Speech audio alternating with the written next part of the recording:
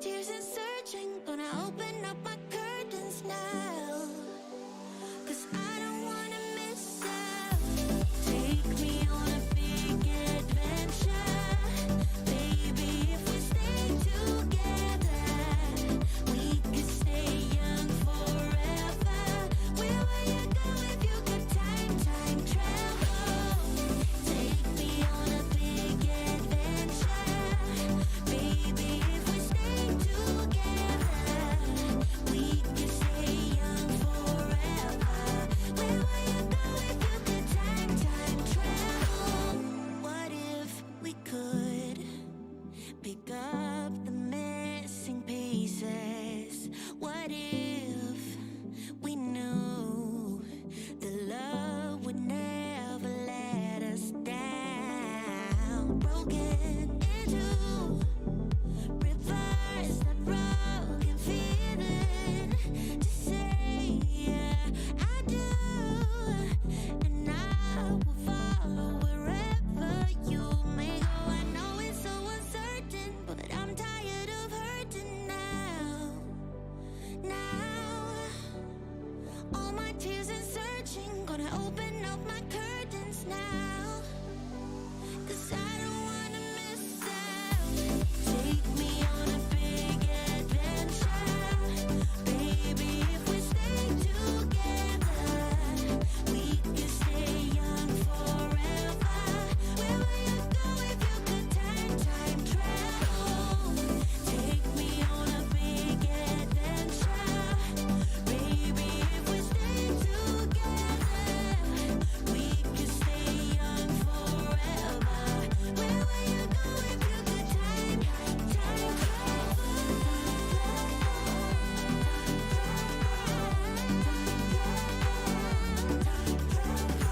Where will you go? Where will you go if you could time travel?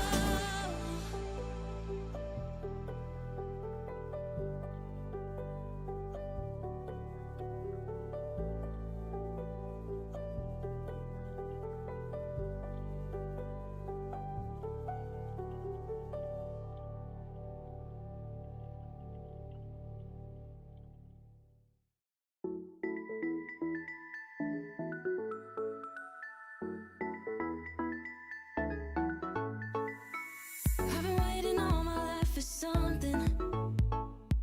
I've been down the darkest roads and up in the clouds, but I've always felt that something's missing. That was until I found you right there in the crowd. You came into my life and started a fire. You made me feel like I could touch the sky. Oh, there's nothing missing now that you're my desire.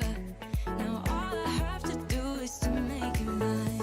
'Cause I know, and you know what we could be. Like a song, like a perfect melody. Baby, don't say you don't believe in me. 'Cause you know, and I know, we're onto something good. You know, and I know, we got something good.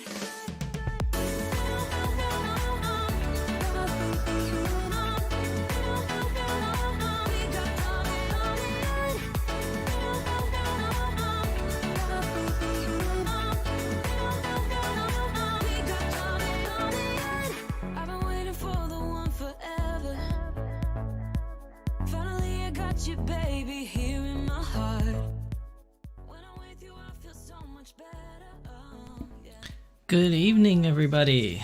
So stuck in the dark. Welcome to Beyond the Doll. My voice is a little harsh today. So let me turn down the music so we can get this video started today. Let's see here. Okay, there we go. And let me change screens real quick. Hello. Hello, good evening, everybody. Sorry, I have to wave in weird ways because Mercedes here is kind of in the way. So anyways, sorry if that was a little too loud for you guys' speakers. Anyways, Welcome, everybody, to episode 12 of Beyond the Doll. As always, I am your host, Shizusan, and my beautiful assistant today is my very lovely Mercedes over here. So, today's episode is going to be dolls and Japan. And the reason why I chose this topic for today's episode was because Japan has opened its borders. So, we can all travel there now. I mean, obviously, as long as you have the money to go, because it's quite expensive depending on where it is in the world that you live. But the borders are now open and you can go to Japan. So I kind of wanted to talk about, like, I don't know, maybe this is kind of like an impromptu, like, Japan travel kind of episode in a way, but I wanted to talk about like getting ready to travel to Japan and some cool places. Like I want to talk about some cool places in Japan that you want to go to for doll related goods, to go shopping or even just, seeing like doll stores and displays and things like that. So last time I was there, it was 2019. So some of my information might be a little out of date because if any of you are keeping up with what's going on in Japan, a lot of places have either moved or closed. So some of this may be different. But this is just information that I'm going off of from when I was there and any new information that I found out like along the way just by reading articles online and stuff like that. So before we actually get into the meat and potatoes of today's episode, I did want to address a couple things. So one, I decided to put up a tapestry thing. So my background doesn't look so bland. So I have Asuna there. I don't know. Can you see her? Yeah. I kind of put her up because I got it from Japan and it looked really cool. And I don't really have much to put behind me right now. I have plans to put more stuff, but didn't really get to it. So I thought maybe it'll bring a little bit more color into the background, considering everything's just white and gray. So I hope it makes it look a little better, I suppose. And then secondly, if you didn't watch my last episode of the Doll Symposium, I just kind of want to mention it here, is that I have decided to monetize my channel, which has taken me a long time to decide to do because I've been on YouTube for couple years now, and I just decided to do it now to see if maybe I can get some kind of like income or whatever in order to support the channel itself.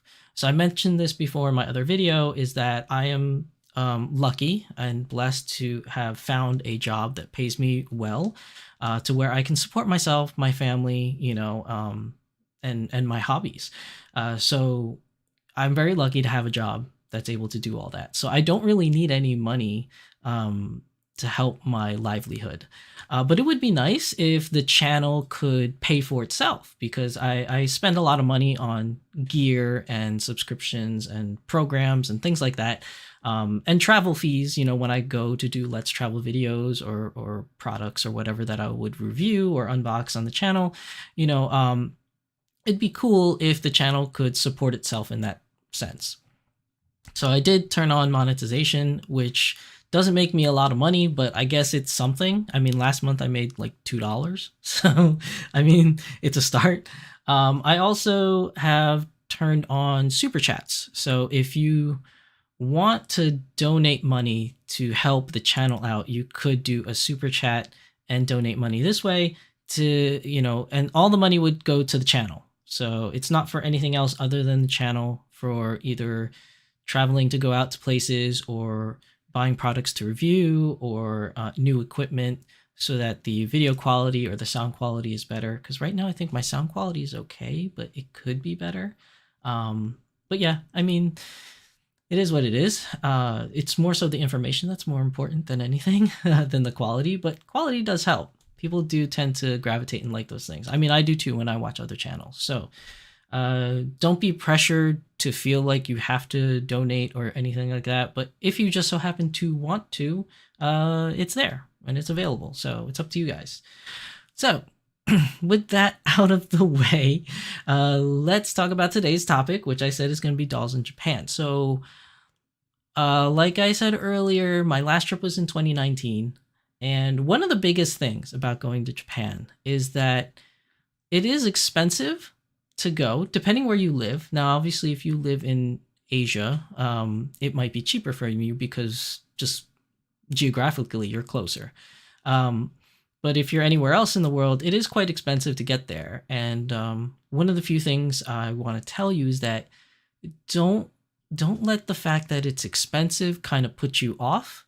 Um, because if you just look at the end goal of how much you're gonna spend, it's kind of hard to save up to that. So just think about it in little pieces, little bites.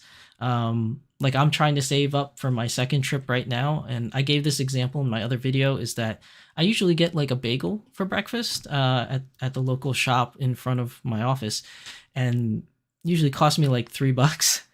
It's kind of like highway robbery. It used to be a lot cheaper than that, but I stopped buying it. So that's $3 every day for 5 days that I save. So it's $15 a week. That's $30 every 2 weeks. $60 a month. And then if you add that up per year, I mean, you're looking at what, $720, I think. I'm really bad at math. I think that's what it is. So I mean, like that's a step up. I mean, it's a couple $1,000 depending on where you stay and how much you're willing to spend when you go to Japan. But like that's 1 year, $720 I saved, and that's just by not getting a bagel every morning. So I mean, think about the different things that you can cut out in your life in order to put money aside to save up for Japan. Like I said, it is expensive, but if you do it in small bites like that, you don't really notice it as you're putting away money for savings to go. So that's one thing. I think that's the most important thing because it was something that was throwing me off for a very long time. I was always like, oh, it's too much money. I'll never get to go because it's so expensive. But really, like when it really gets down to it, like you can take steps to save your money depending on what you want to do. Like if you're like me and you buy at least, I know this sounds bad, but if you're like me and you buy at least like $1 every year, I mean, think about that. That's like $500 already right there, right? So if I don't buy a doll in 1 year, that's another $500 or $600 I saved. So I can go to Japan. But yeah, I mean that's just one thing. What else is there? So another thing is going to Japan is saving up your money, but then also buying your tickets. So you'll hear a lot of different information about buying tickets to go and reserving your hotels and things like that. And some people say it's better to buy a year in advance, half a year in advance. Sometimes people say it's last minute is better because then you get like those deals from cancellations or something. I don't really know. For me personally, I purchased my stuff a half a year in advance, and I got a pretty decent deal when I went, and I put it on. I opened a new credit card, so it had like the 0% financing for like a year or whatever. So I bought it I booked my trip a half a year in advance, and then I had half a year to slowly pay off portions of that before I even went. So I mean, that's another way you could do it if you're interested in getting a credit card with 0% financing. That might help. I know several people that have done that same method too. That kind of does help in a way also.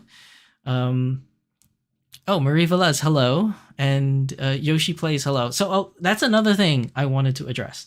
So even though this is episode 12 of Beyond the Doll, I'm still new at this whole streaming thing. So do apologize if I don't notice your chats right away because it's on my secondary monitor, so I kind of have to turn my head to look. But yeah, do chat away. I will try to address it as soon as I can see them or I notice them. So Marie Velez, welcome to the stream. Yoshi Plays, welcome to the stream. I know last episode I didn't address as many questions or people is because usually when I have guests, I'm so focused on the questions I'm going to ask and talking to the guests that I sometimes forget to look over and glance at chat. So I do apologize if that happens. Even though this is episode 12, it's still a learning process. So we're still moving on that. So, okay. So going back to Japan and doll shopping. So once you made your decision to go, right, we are going to change. Let me just change this over here. So once you made your decision to go to Japan, you got to book your flights, you got to book your hotels, things like that. But then let me just move over Mercedes. But then when you're doing so, you have to decide what flights to take. You know what I mean? Where are you going to be coming in? Do you want to take a straight flight? Do you want to take layaways and things like that? I mean, the price can be cheaper if you do layaways, where it's like a 1 over stop in LA or for an hour, or somewhere in Canada for like 4 hours, or somewhere in, I think Singapore was a long one, because if it went to Singapore first, it was like a 10-hour layover and then it went to Tokyo. So I mean, it can be cheaper, but you're also delaying your process of getting there. It's going to take you a longer time. I didn't want to have to deal with that personally, so I got just a straight flight, like just one way, no stops or whatever. But it is a long flight. Like for me, it was 14 and a half hours on the flight, and I've never been on a flight that long, so it was pretty crazy to get used to that. Like I was just like freaking out because I couldn't take it. Like it was just so much engine noise, and then I was so anxious I couldn't sleep. And then, if you're like me and you don't have a lot of money, you book economy and there's not much space in economy, so you're kind of squished in, like, in your chair. So it was like really awful experience for my first trip there, at least the flight. But on the way back, I guess I was used to it on the way back. So I kind of I was easier to fall asleep because I was going home. I wasn't as anxious going to a new place. So I was pretty good at falling asleep on the way back. But yeah, you got to decide like what kind of flight you want to go in. And then it also is, if you're coming from the United States like me, you have choices. Well, everyone has a choice between Haneda Airport and Narita Airport. But I noticed most of the flights, at least for me in the United States, getting a straight flight to Japan usually drops you off at Narita. And usually the ones that have layovers usually drop you off in Haneda. I don't know why that is. So if you wanted to go to a particular airport just because you wanted to see it, because I hear Haneda was just renovated in 2019 when I went, and I didn't go there. I went to Narita. So I mean, if you want to see like the brand new international airport, you could try to get a trip that drops you off at Haneda. I don't know if Narita's been renovated or not, but I mean, the Narita run, even though it's not renovated, it's still nice. I mean, it's pretty big too. But anyways, yeah, you got to choose those things. And then once you get there, Haneda is close to Tokyo. You just take a regular train you could get over. But Narita is pretty far away, so you gotta take. You could take like, I guess, regular trains, but they would do a lot of stops. So it'll take you a while to get to Tokyo. So I would recommend you get on the next train. I think it's called Next NEXT or NXT. No, I think it was NXT. And it's basically an express train. I think it stands for Narita X Tokyo or something like that, because it goes pretty fast. It's about 35 minutes, I want to say, or 45 minutes from Narita to Tokyo, and there's like one stop like in between. It doesn't take that long, but then other than that, it goes straight shot into Tokyo. So you want to get that train. But in order to take the trains, you need like all different kinds of things. Like you have to get money. So like, don't be like me. I purchased a train ticket, and then like I didn't realize that there's a difference in cars on the train itself. That there's like a reserve seating car, so you have to have like an actual ticket with a numbered seat, and then there's like the free for all cars where you just find a seat anywhere. And when I went, I ran in the train and I didn't realize that I just had like a ticket to get on. I didn't have a reserved seat. And then when I got on, I saw everyone had reserved seats, and I was like, oh, I don't have one. Did I get in the wrong train?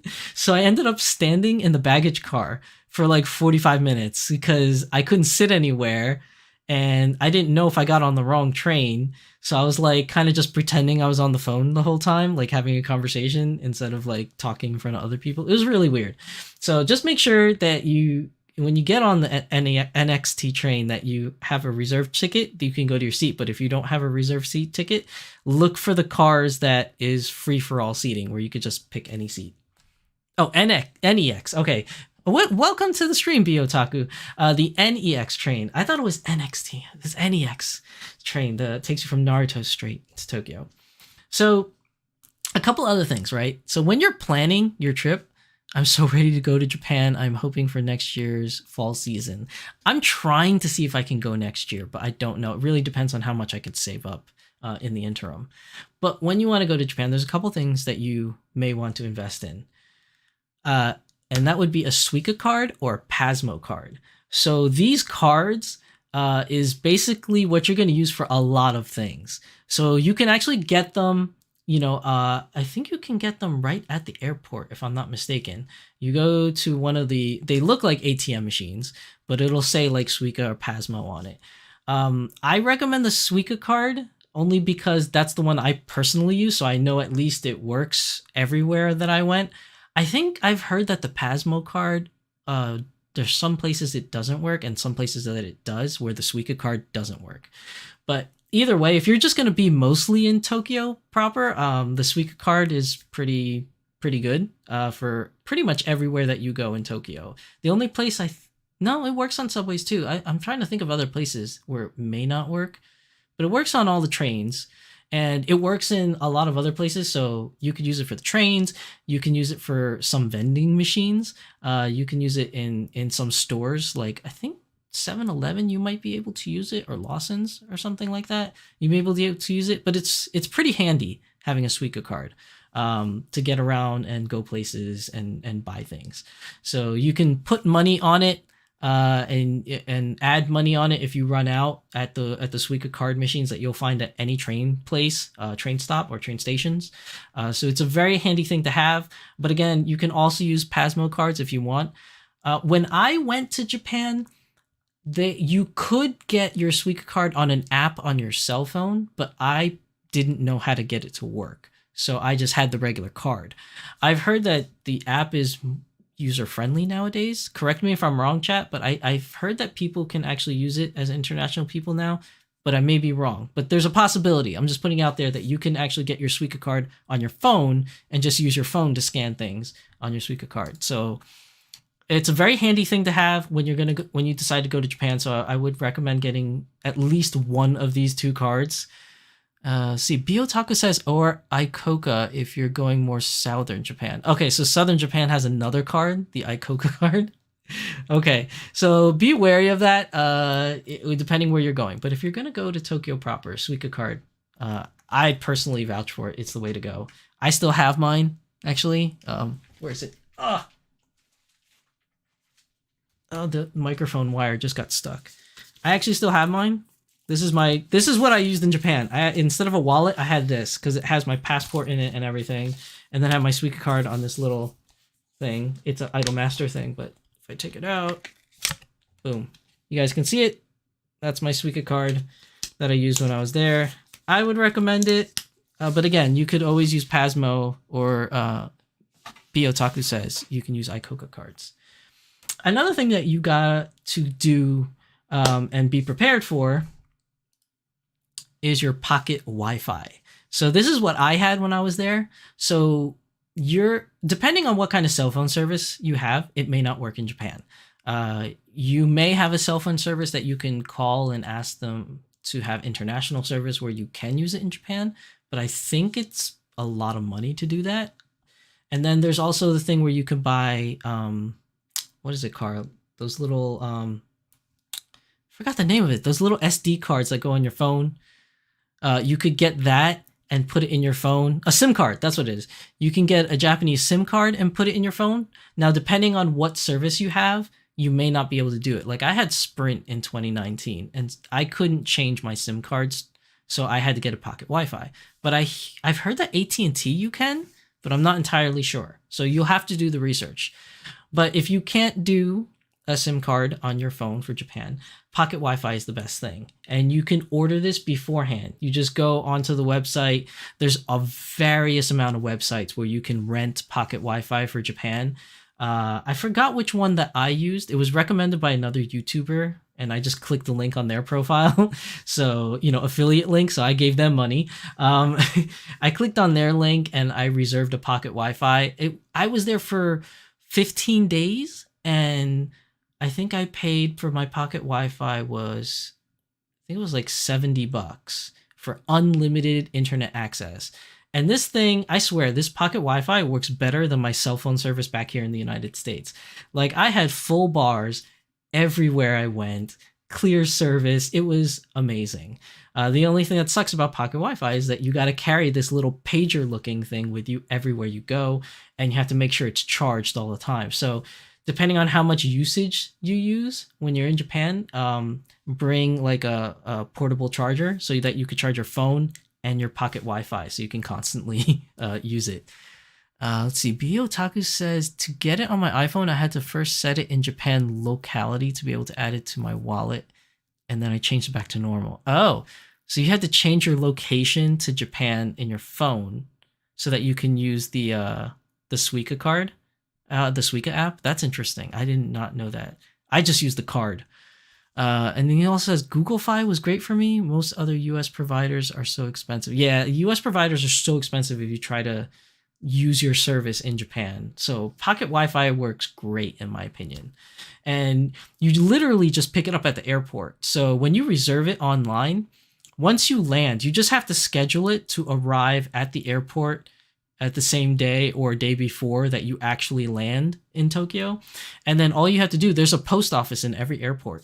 And you just go up to the post office and you show them your passport, and they'll look it up by your name, and then they'll see that you have a package waiting for you, and it literally comes in like a little it kind of looks like an Amazon package kind of bag, and you open it up, the pocket Wi-Fi is in there, and it has like all the instructions in there, and then it has a self-addressed stamped envelope inside, so that when you leave, the day that you're leaving Japan, you put it in that self-addressed stamp envelope and just drop it off into the post office. You don't have to pay any postage because it's already paid for. You just drop it off and that's it. You're good to go at the end of your trip. So pocket Wi-Fi is a good way to get around because not only can you use all your apps, you can use Google Maps, you could use YouTube or whatever. Everything will work. And if you have like other messaging programs like Discord or Line or anything like that, you can make phone calls and things like that on the Wi-Fi. So it's really good to have the pocket Wi-Fi if you're traveling in Japan, at least from my experience. Now, I said you can also get SIM cards. You can also, change your provider so that you can use your service in Japan. Really depends what's best for you. But pocket Wi-Fi worked amazing for me. Another thing is money. So money is, you're going to have to change your money when you get there. And there's various ways of doing it.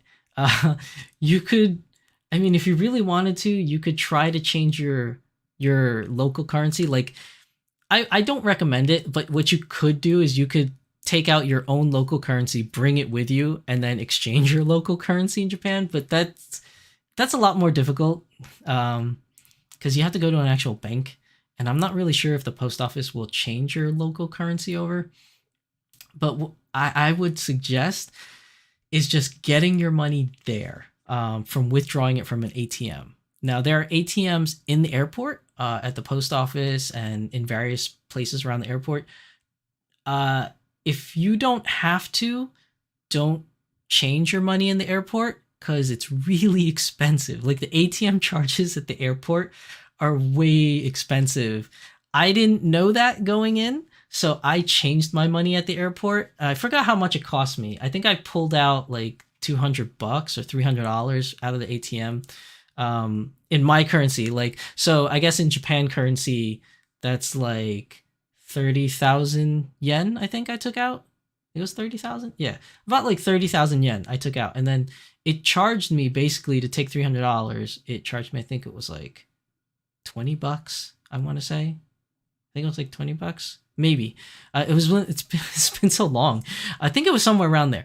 But what I'm saying is, if you can get away with not exchanging your money at the airport, please do so, because the best way to do it is get to Tokyo and go to your local kombini, like a 7-Eleven, a Lawson's, a Family Mart, anything like that. Use their ATMs, because the charges on those ATMs are way cheaper than pulling it out at the airport. It's also cheaper than going to the post office, and their ATMs are open pretty much as long as the kombini's open, and the kombinis are pretty much open later than anything else, if not all the time, depending where you go. Because if you try to go to like the post office to change your money, it's only during post office hours, obviously, or banks. It's only during banking hours. So definitely, I think the 7-Eleven, Lawson's, Family Mart, anything like that, the ATMs inside is definitely the best place to change your money. And this is what they kind of look like. You'll see them with big red signs. It says 7-Eleven on them, or it'll say Lawson's on them wherever it is that you're going. You usually find them in the back corner of the konbini. But those are probably the best places to exchange your money and go ham when you're in Japan, basically. And here's the weird thing, right? Like, at least for me here in the United States, I would not walk around town with like $300 cash or like $500 cash like in my pocket. I'd be scared to do that because if somebody saw me like withdrawing that money or something, I'd probably get mugged. Like somebody would rob me or something like that.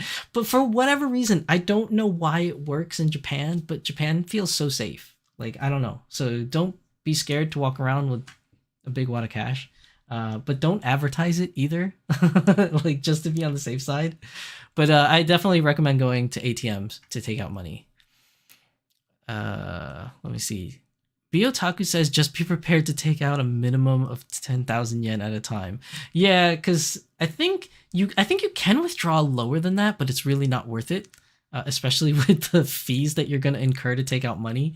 So yeah, probably like about 10,000 yen at a time. I like I said, my first time I took out 30,000 yen, and then I slowly realized I need more than that because I was going on a insane shopping spree in Japan. So I ended up taking more money out as the days went by. I wouldn't recommend doing that either. I just went kind of crazy when I was in Japan. There was a lot of stuff that I bought.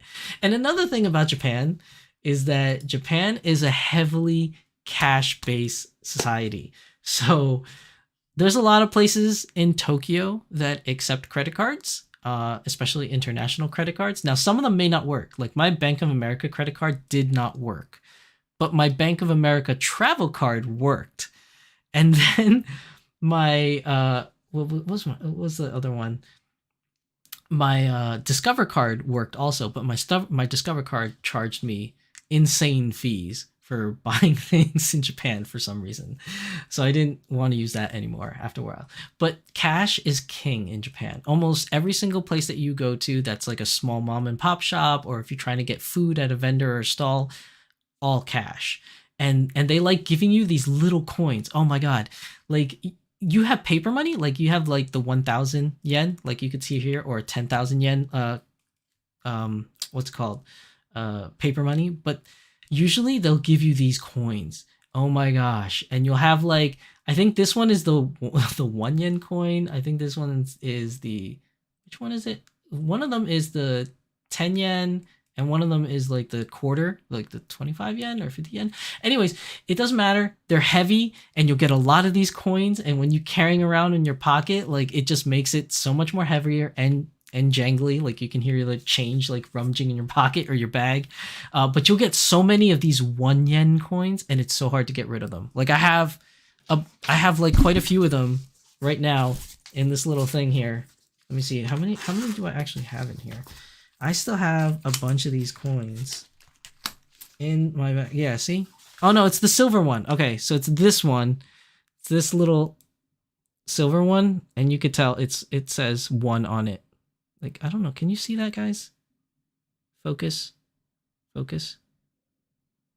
No, not focusing. Anyways, it's a 1 yen coin. It's hard to get rid of these things. Oh my god, so hard to get. I have so many of them. And then the 10 yen coins, it's so hard to get rid of these. Like it takes a while, like because some of the places you don't even use them.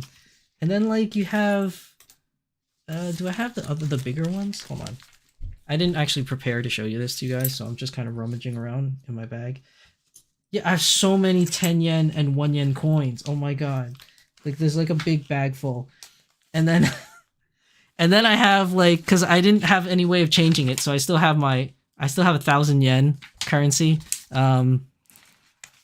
which is like $10 basically. That was the last of my cash currency that I couldn't get converted over. So I have that. But cash is king.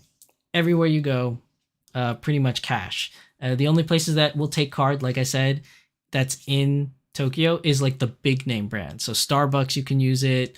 Uh, you can use it in Volks if you're going to Volks. You could use it at Smart Doll at the Smart Doll store. Um, you can't use it in other places that I'm going to talk about in the next later on in the show when we start talking about the actual stores to visit. But big box places, you can use them in big department stores like Yamada. But most of the smaller places that you're going to go to, like Mandarake or like some food places, like if you want some sushi, most of those places won't take your card. You gotta use cash. It just really depends. Like if it's a big chain, like there's like a curry place. I think it was like what was it? Ichigogo or something like that. That's near the Akihabara station. They took credit card. So yeah, just remember you're gonna need a lot of cash. So if you're thinking you're gonna buy a lot of things in Japan and it's like, hey, I'll put it on my credit card for 0% financing and I'll just pay it off later, you can't. Because most of the places, if you're gonna go doll related, you're gonna need cash to buy things. Unless like I said, unless you go to like Volks, they'll take your credit card or other places like that. Another thing that you should be wary of, oh, I didn't put it in the slide here, but if you're going to travel outside of Tokyo, you might want to invest in a Japan Rail Pass, which you can buy before you go to Japan. It's another thing that you buy online and then they'll mail it to you here in the United States or wherever you live, and you just bring it with you when you go to Japan. But the Japan Rail Pass, I think I got 1 week pass and it cost me $250 at the time. It might be a little bit more now, but it basically gives you unlimited train rides for just those 7 days that you activate it. So when you get to Japan, it's not activated yet. Like you have to go and activate your Japan Rail Pass. And when you do, that's when the counter starts. So if you're going for 2 weeks and you want to use it for your last week, then just save it and don't activate it until your last week in Japan. So you get those last 7 days. Or if you want to use it for the first 7 days, it really depends. But it also is good because if you decide to go outside of Tokyo, you can use your Japan Rail Pass to get on the Shinkansen to travel to like Kyoto or Nagoya or Osaka or whatever. And I forgot the rules, but I think you can get one round trip that's included in your Japan Rail Pass, maybe, I think it's one round trip, or you could take as many, but as long as you fit it in the 7 days. Like I said, it's been a long time since I did this, so I don't really remember. But definitely, if you plan on going outside of Tokyo to visit places, it might be better for you to get a Japan Rail Pass. So definitely look into that if you're going to multiple places. But if you're just pretty much staying in Tokyo proper and you're just going to different wards like Shinjuku, Shibuya, Akihabara, you don't really need one per se. You could just use your Suica cards. Let's see. Shiki Katana says, a good place to use up foreign currency is at the duty-free shop in the airport. Yeah, you could use it there too. I just didn't know where to use my last 1,000 yen money.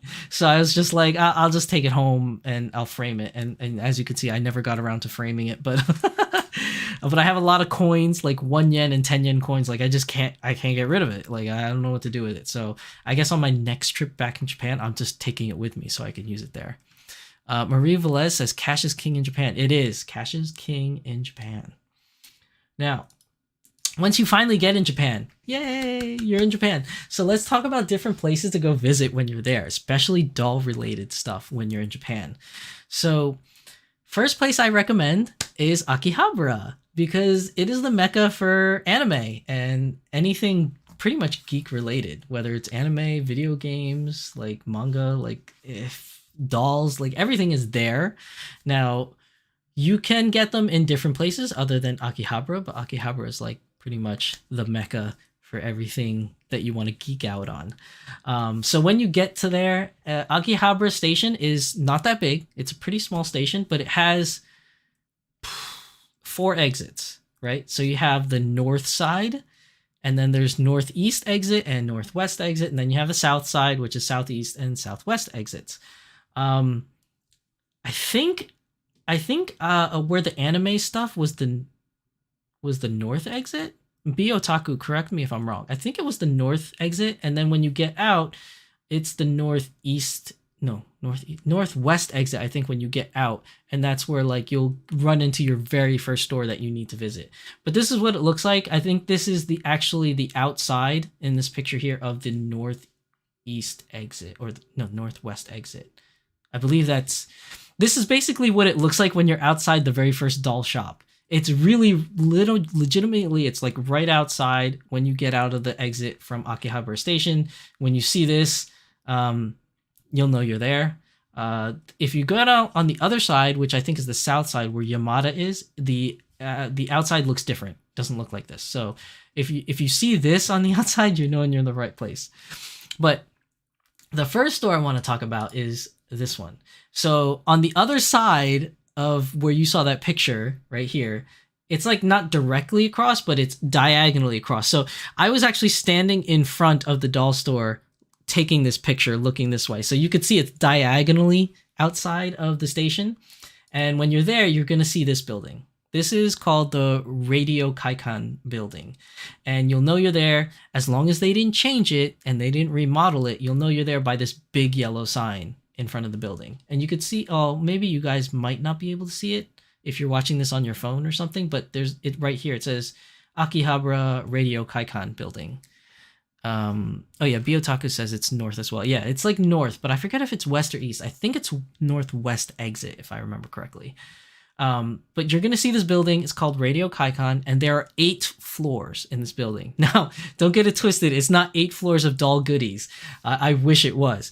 But it's 8 floors of anime, dolls, video games, all different kinds of stuff. And there's a bunch of different stores spread out throughout the floors for doll-related goods. Now, I forget where most of these stores, like the floor that it was on, but you'll find them in this building. The only one I remember is Volks, and we'll get to that when we get to the Volks section. So one of the first shops I want to talk about in the Radio Kaikan building that you should visit is this one called Uchusen. Uchusen, I think, was on, I want to say the 5th floor, but I could be wrong. Now, Uchusen is a pretty good place to check out, and it is chained. There's a couple of them around, but this one in Akihabara in the Radio Kaikan building specifically has a lot of doll goodies.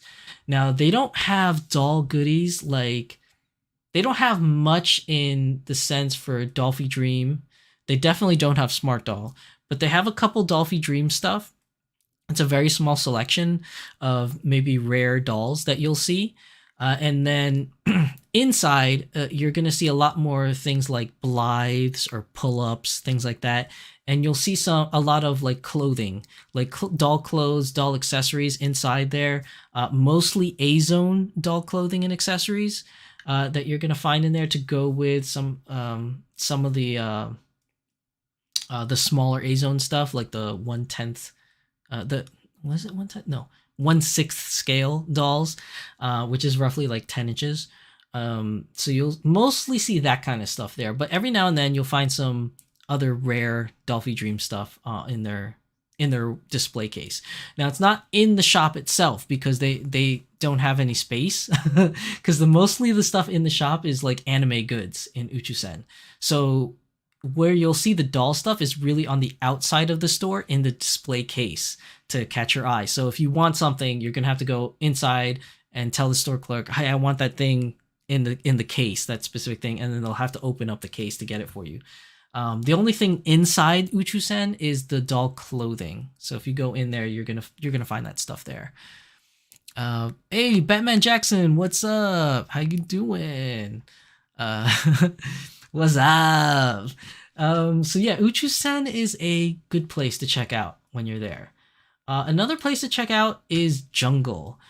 Jungle is another place that has various stores all throughout Japan. Like there's a couple Jungle stores located in Akihabara, but this is the one that I went to, which is in the Radio Kaikan building. There's also Jungle stores in Osaka, and I think there's one in Nagoya, maybe, and I think Sendai. So like you'll find them in like quite a few places. Now Jungle is, again, it's mainly an anime goods store, so I don't know how clear this picture is for you guys watching. Like, if you're watching on a phone, it might be too small. But if you're watching on a big screen TV, you may be able to see some of this stuff.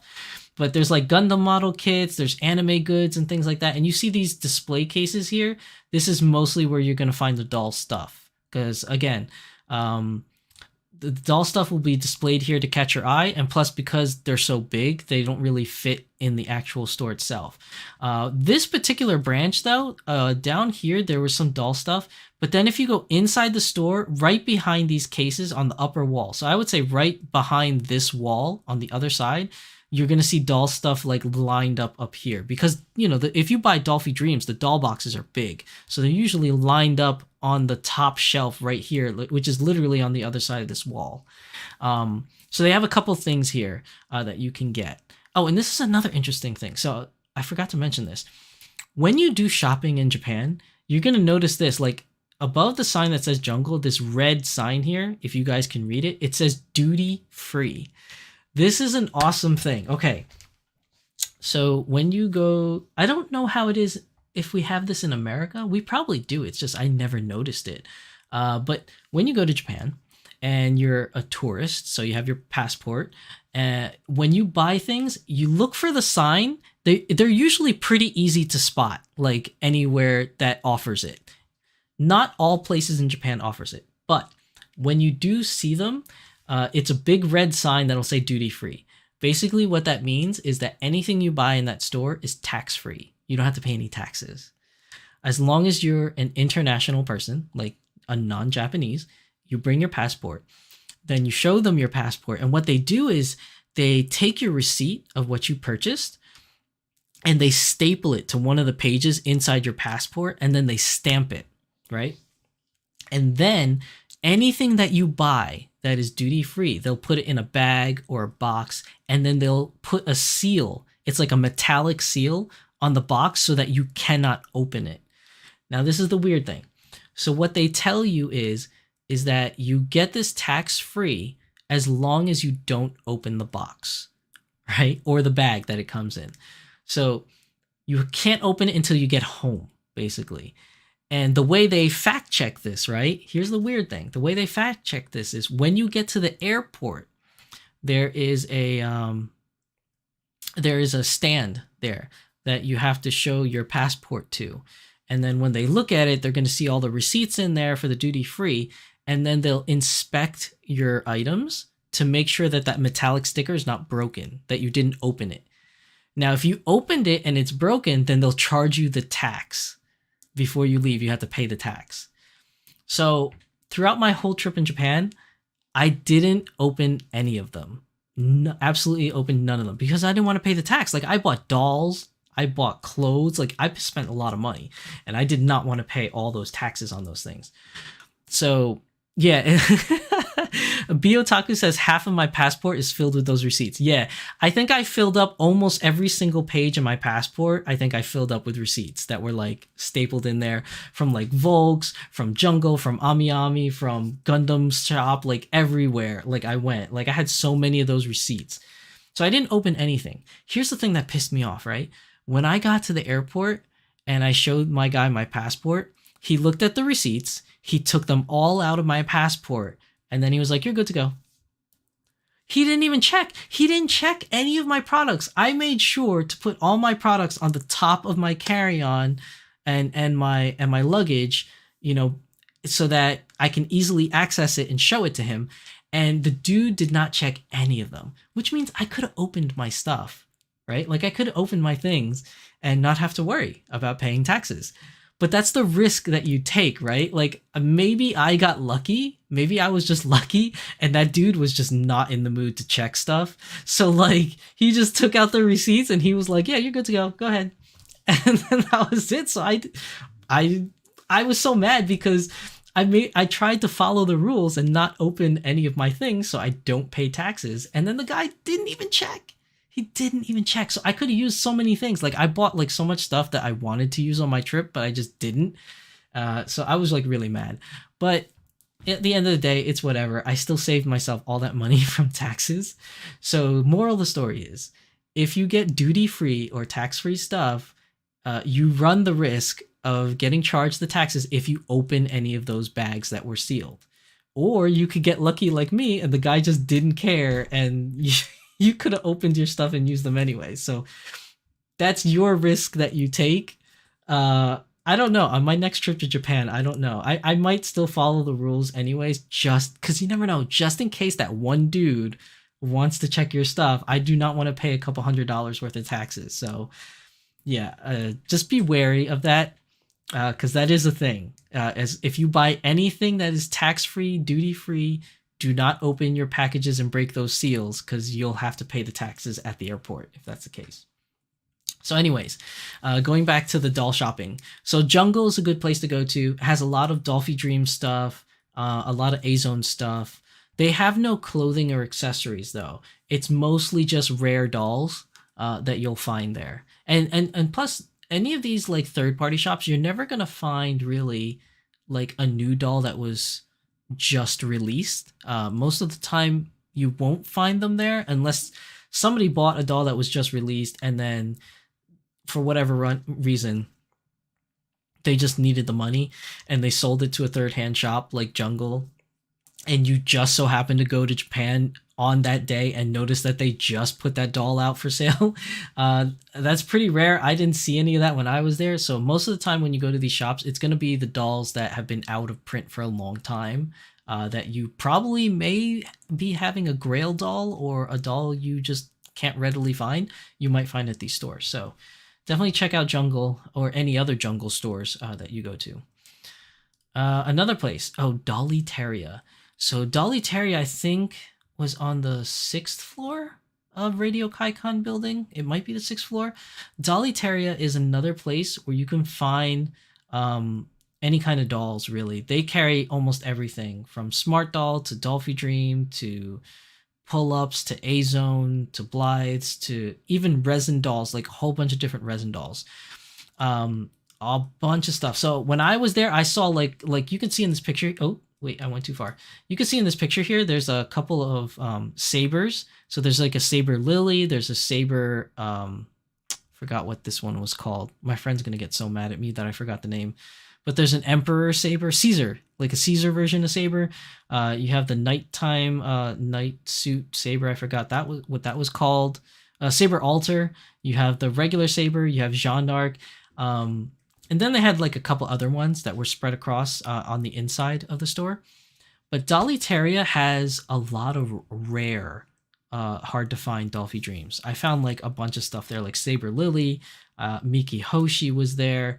Mai Shiranui was there. Like these are dolls that have been out of print and hard to find. The only thing about Dollyteria I would warn you guys about is that they know that they have rare stuff and they're not afraid to jack up the price. So you might find a doll you've been looking for a long time. Just be prepared. If you find it at Dollyteria, you're going to be paying a lot because they had the highest prices of any doll stores that I went to throughout my trip to Japan. So just be wary of that. Another thing is if you want to check out their stuff, you could go to their website, just Google Dollyteria, and they actually do international shipping. So I've never personally done it, but I know they offer it. So if you did want to shop from Dollyteria without having to go to Japan, you could do that as well. I don't know how much they're going to charge you for shipping, or if there's any kind of processing fees, but you can internationally buy from them. So do Google that and check that out if you're interested. But Dollyteria is a pretty cool place to find some rare outfits as well, or some rare like head sculpts. Sometimes they'll have just like floating heads for sale as well. So if you want some hard to find stuff, this might be the place for you, but just be warned, you're going to be paying a lot. Next place is Dolk. So Dolk is really cool. Specifically the Dolk in Radio Kaikon building that we're talking about right now. That place is not really a store as so much is a showroom. So the only things you'll find in the Dolk store in Radio Kaikon building is a whole bunch of dolls. Like once you go into this room, like this little entranceway here, you're going to see it kind of, how do I describe it? It kind of looks like a museum. Like there's just glass cabinets all throughout the walls and it's pretty big inside. Like it looks small from this picture, but it's kind of big inside. And there are a sea of dolls displayed. Like each wall maybe had like 50 dolls on display. The only thing is, all these dolls are resin dolls. So if you're into resin, you're going to see a whole bunch of resin dolls there. And they're from multiple different companies. It's not just one brand. They carry a whole bunch of different brands in there. And they're very beautiful dolls. If I was a resin collector, I'd probably go crazy in there. But they do have a small amount of outfits that you can buy there and accessories. There's like maybe one shelf of them. And most of those outfits and accessories are like they're like like premium products. So like they're expensive outfits. I'm talking like wedding gowns, huge kimonos, time period pieces like old Elizabethan type like gowns, and they're usually in the price range from like $200 to $300. They're really beautiful and really high quality, but it's a like this location in Radio Kaikan is like premium branding. And what you can see here in this picture where this lady is standing, the cashier, there's a glass case right in front of her, and in there you'll see there's a couple of eyes, rings, some small accessories in there that are really really expensive, like stuff. So you probably won't be shopping in this location of Dolk. I'll talk about the next location where you actually can shop, but mostly everything that you're going to buy in this location is really expensive. And is resin. So if you're not a resin collector, you may not like this store. But I highly recommend visiting it because it looks so amazing inside. Now, next up on the 7th floor is the A-Zone label shop. Now, this is where you can get pretty much anything A-Zone related. And this shop is huge. Most of the shops in Radio Kaikan are small. They're not very large at all, but the A-Zone shop takes up one whole side of the building. So once you go up the escalator and you get off, it's right in front of the escalator. Or the elevator. Once you get off the elevator, it's right in front of you, and it takes up that whole side of the building. It's a huge, huge shop, and they sell everything, like your 1/3 scale, your 1/6 scale. You have your Iris collections, you have your Another Realistic Story, you have your Asterix Wars, your Kiki Pops, and all the different things are in there, as well as all the accessories, all the clothing items, and there's display cases everywhere. Like you could see from this picture here, the minute you walk in, you see the first row of display cases, and they go all the way to the back. There's so many things. And then on this left-hand side, once you get in from this entrance, on the left is where the cashier is. And they have a bunch of stuff on display behind them of dolls that you can purchase as well that are available. So it's really, really cool. And if you're an A-Zone fan, you're going to love this shop. It's pretty much A-Zone heaven. And this is the most popular one, but there are other label shops spread throughout Japan. But I think this is their biggest location, if I'm not mistaken. I could be wrong, but it was pretty damn big. So if you like A-Zone stuff, definitely check this out at the Radio Kaikan building. Now, next up is Volks. So Volks is located on the top floor, the 8th floor. Technically, there's a 9th floor, but when you go up to the 9th floor, it's just restrooms and vending machines. So it's not really anything like doll related that you're going to want to get up there, or any shopping whatsoever. If you need to use the restroom, that's where you go, the 9th floor. But the 8th floor, you have the Volks store. And the Volks store also takes up the entire one side of the building. So once you get off the escalator, it's in the same location where A-Zone was, right above it. It takes up just as much space, if not more. Actually, wait. Actually, it does take up more because it takes up one whole side and then half of the other side. So it's pretty big. They don't allow any filming, and only some areas you're allowed to take pictures. So this picture that I took here that I'm showing you guys is literally the entrance when you walk in. And the first thing that you see when you walk into the Volks store is this table right here that's going to have all the D-cords on there. So all the D-cords, which are dolls that are specifically made and curated by staff that you can only purchase in the store. You can't purchase them online unless you do a lottery, which happens once a year. You'll see them in the front of the store. Excuse me. On this little display, there's like a counter here and this fake little window, and they're all pretty much spread out around that table. But the Volk store is really cool. So everything that you want, well, I shouldn't say everything that you want, but like they have a lot of clothing and accessories there, a lot of optional parts. There's one whole section dedicated to optional parts for, torsos, busts, arms, wrists, heads, things like that is all on one side of the store. So that's to the left of this picture. You'll find that there. And then right here where you see these people, there's like clothing outfits that you can buy. That's usually new releases as on this side. And then right back behind this counter over here is where the dream choice is, where you get to build your own doll. And then to the right hand side of this picture is going to be where the photography area is and the museum area. So the museum area is literally it's a museum area. So it shows you the tree of Dolphy Dreams. So from the very first Dolphy Dream family tree to the newest Dolphy Dreams, all pictured on that family tree, as well as a couple display cases showcasing their dolls of the month or whatever. I don't know who picks what's there, but it changes every now and then which dolls are in the cases. And then behind this doll, there's another table. As you can see in this picture, right behind here, you can see another table. That's usually where they display the newest dolls that are up for pre-orders. The first day I went, when I took this picture, they didn't have anything displayed there. But the next day that I went, they actually put the display up, and that was for Mosh from Figure and Order and the Master doll that were up for pre-order. They were on display there. So it's not in this picture, but it's in other pictures that I had when I was there.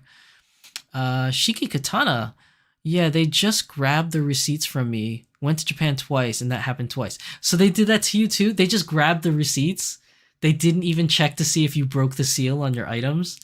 See, like, I'm wondering if they do that with everybody, and they just kind of like, when you buy at the store, they just kind of scare you into believing that somebody will check the receipts and that you'll have to pay the taxes. I don't know, but that's what they told me when I was there, that you have to pay the taxes when you get to the airport.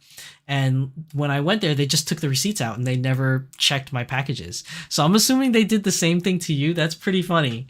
So yeah, take it for what you will. When you guys visit Japan for your first time, you can make your own personal decision whether or not to open those duty-free packages or not. So I didn't get checked. It looks like Shiki didn't get checked either. But yeah, I that's the risk that you take. Just putting that out there, people. Now, also, what else? Is there anything else that I'm missing from Volks? I think that's pretty much it. You have your Dream Choice, you have your decords, and all the other stuff that you could buy there, blah, blah. In the photography side, there is also a table. I forgot what they called it, but it's basically like a makeup table in a way, where you can, I guess, maintain your dolls. So they have some rescue cream there. They have a hair dryer there to warm up parts, like if you're changing parts out, like a torso part or a bust part or shins or whatever. They have combs there. They have wig styling oil there. So it's basically a maintenance bar where you can like maintain your dolls, and everything, all the products that are there are free to use. So if you ever want to do anything like that, dress up your dolls, maintain your dolls before you take pictures in the studio area, you could do that. Even if you're not taking pictures in the studio area, you can use the products there to maintain your dolls, which I thought was really cool. If you do want to use the studio area to photography your dolls, there's usually like 4 different booths with different themes. When I was there, the theme was fall, and then the last week I was there, they changed all the booth to Halloween themed stuff. So they do change it regularly, and it's free to use those booths to take pictures of your dolls, but you do have to reserve a time frame. So you do have to go up to the desk and ask for when is there an open time frame, and you have to reserve that time slot. So just be aware of that if you want to use the photo booths. Biotaku says, had to put my daughter to sleep. They never checked for me either. See, they never checked you either? See, they tell you that they're going to check and not to open those seals, but it looks like it looks like everybody else is saying they never check their packages. So yeah, I mean, take the chance if you want to take the chance. Okay, so we talked about Dolk. So everything from Radio Kaikon is over. That's all the doll stuff in Radio Kaikon building. So next up, I want to talk about the Dolk that's outside So this is another location, which is it's about a good I want to say like it's a good 10-minute walk from Tokyo from the Akihabara station to get to Dolk Station Store. Wow, say that 5 times fast. Dolk Station Store. It's like Dolk Station Store. So when you get there, there are 2 floors. So you can actually see it. It says second floor in this picture. This first floor here, oh, by the way, they don't allow any photography or any videotaping whatsoever in this store. So I can't show you guys anything other than the outside. This first floor here is for their premium stuff again. So it's just like in Akihabara in the Radio Kaikan building, all their premium shopping goods is on this first floor. So it's all their most expensive, best-selling, best quality items are there. Not to say that the other items are not of good quality, but you know what I mean. Like the primo stuff is there. Anything like over $100 basically. And it's very small. It's not very large in this one area. There's a lot of things there. I think I bought a kimono from there and from this floor, and I bought the little the Geita shoes for the kimono. I bought them on this floor. And then you would think that you can get to the second floor and shop from inside. No, you actually have to leave the store, go this way to the left of this picture. You have to go down the street, around the corner, and there's going to be a line of vending machines, right?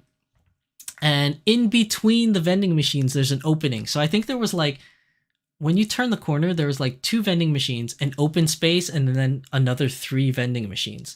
So that open space in between the vending machines is a little door.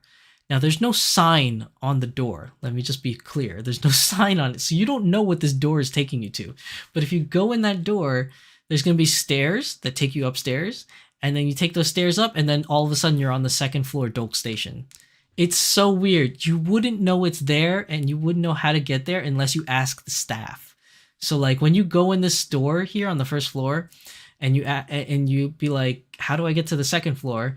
And then they'll show you where it is, or they'll tell you where it is, and that's how I found it. So they basically said, yeah, go outside, then go down the street, around the corner, in between the vending machines, and then go up the stairs.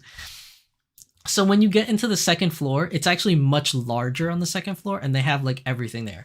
Shoes, bags, clothes, accessories, everything is there. It's amazing. When I was there, I think I bought sneakers, I bought some jeans, I bought a jacket for my dolls in there. Really, really cool stuff in Dolk. I love their stuff. Now, Dolk also has an online shop. You can buy from them online. But their English, here's the thing with Dolk, their English version for international buyers doesn't have everything. Because if you change it over on their website, if you change from English to Japanese, and then you use like Google Translate to translate the page, there's way more stuff on the Japanese side that's available. There's like 3 times more stuff on the Japanese website than on the English version of the website. I don't know why that is. I have no idea why.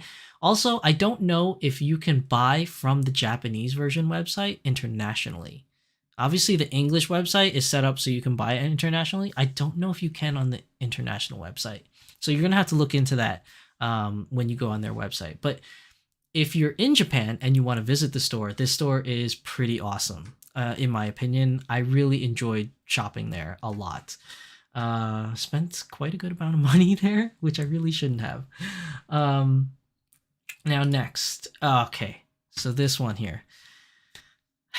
There is a store in Japan that I think everyone that's a doll fan should visit, and it is called Mandarake.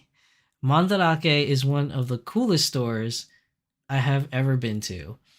So what it is that Mandarake is a third party, I guess, thrift store for used goods. Essentially, that's what it is used goods. And there's multiple floors. This whole building is Mandarake. So you can see there's many, many floors. Now, when you go inside in this front door here, I think that's where you sell things to the store, because I didn't really venture in there or do anything in there. And there's also the elevator in there. So if you don't want to walk up the stairs, you could take the elevator. But I'm warning you, the elevator there is really, really small. Like I think it was me and two other people, so three people total in that elevator, and we barely fit. And I'm talking like three people of average height and size. We were both. Well, I think all three of us were from the United States. We were both checking out the place. We didn't know each other. We just so happened to run into each other. But of average size and height or weight or whatever you want to call it. Like I'm like 5'5", 160 pounds. I know I'm a little heavy for my height, but whatever.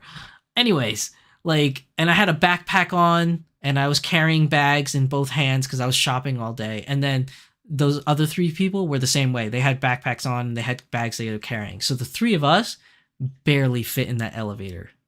Really small.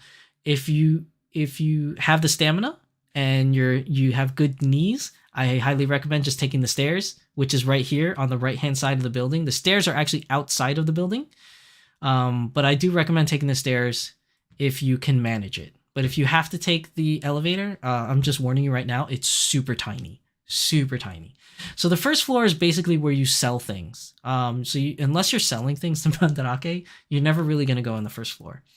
Everything else is on the upper floors.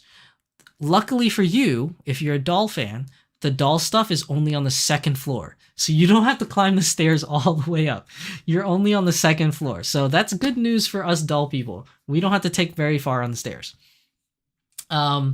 So this particular location is in Akihabara.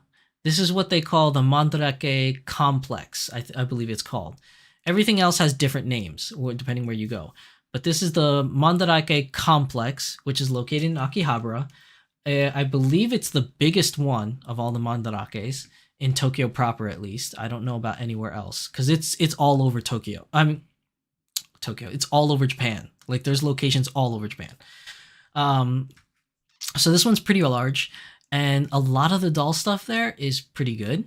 But the doll section in general is small compared to all the other floors. It's maybe, I don't know how best to describe it. Maybe as big as like 2 minivans or 3 minivans inside, I guess. It's really small and compact.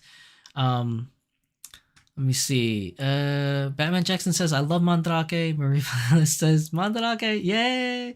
Mandarake is awesome. Marie Velez says, how far is the store from the station? I couldn't find it when I was there. Okay, so if you come out of the north exit, which is the Akihabara side where all the anime stuff is, if you go out the north exit and you take the northwest exit, which is where Radio Kaikan is, right? You go past Radio Kaikan out to the main road. I don't know the name of it. I want to say it's Chome, but I think Chome is what all the roads are called. I think Chome means street. I don't know. I don't know Japanese, but I could see the sign said Chome something. But you go out to that main road, and you know you're on the main road because it's a huge road. Like it's not like the other roads that are like 1-lane roads. Like it's like 2-lane on each side road. It's like a big road.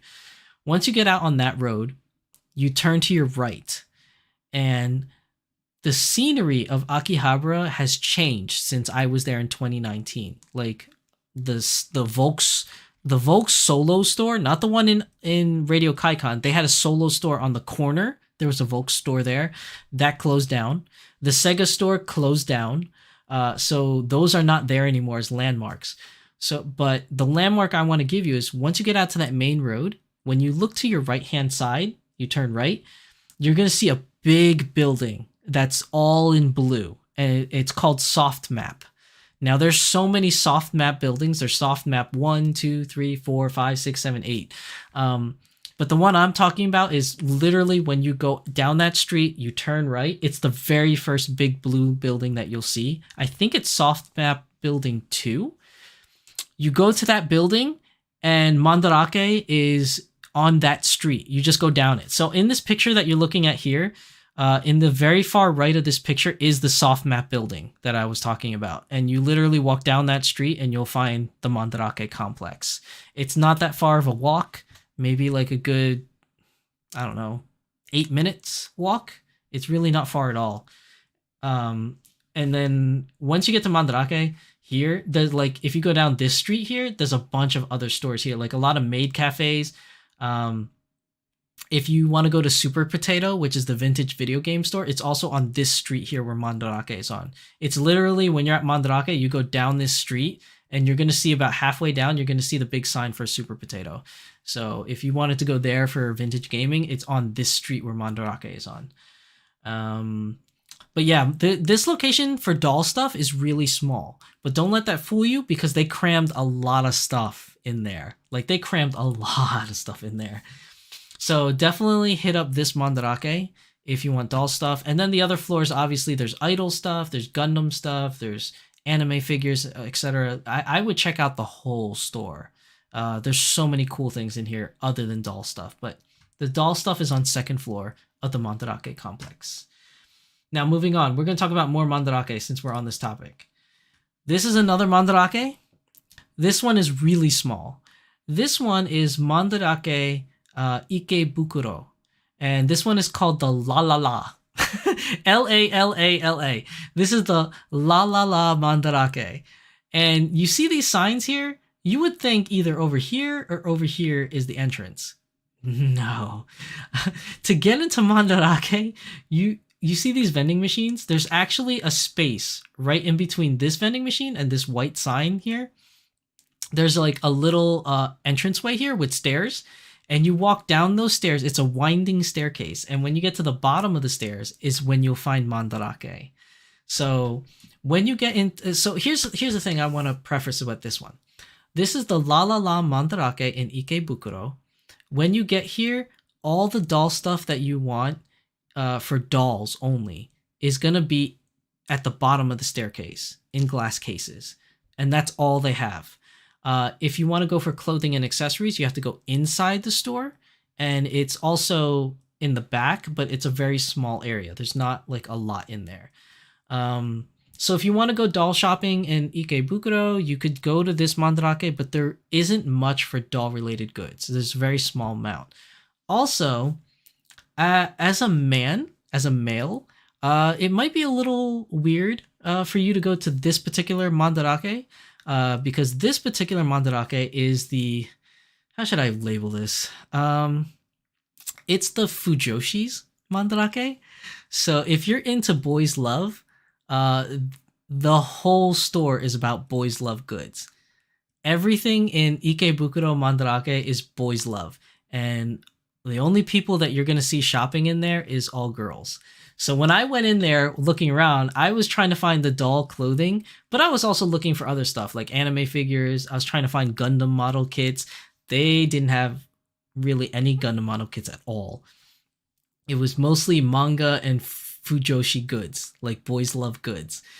So when I was walking throughout the store, a lot of the women in there were giggling at me because I guess they figured I was a tourist and I didn't know.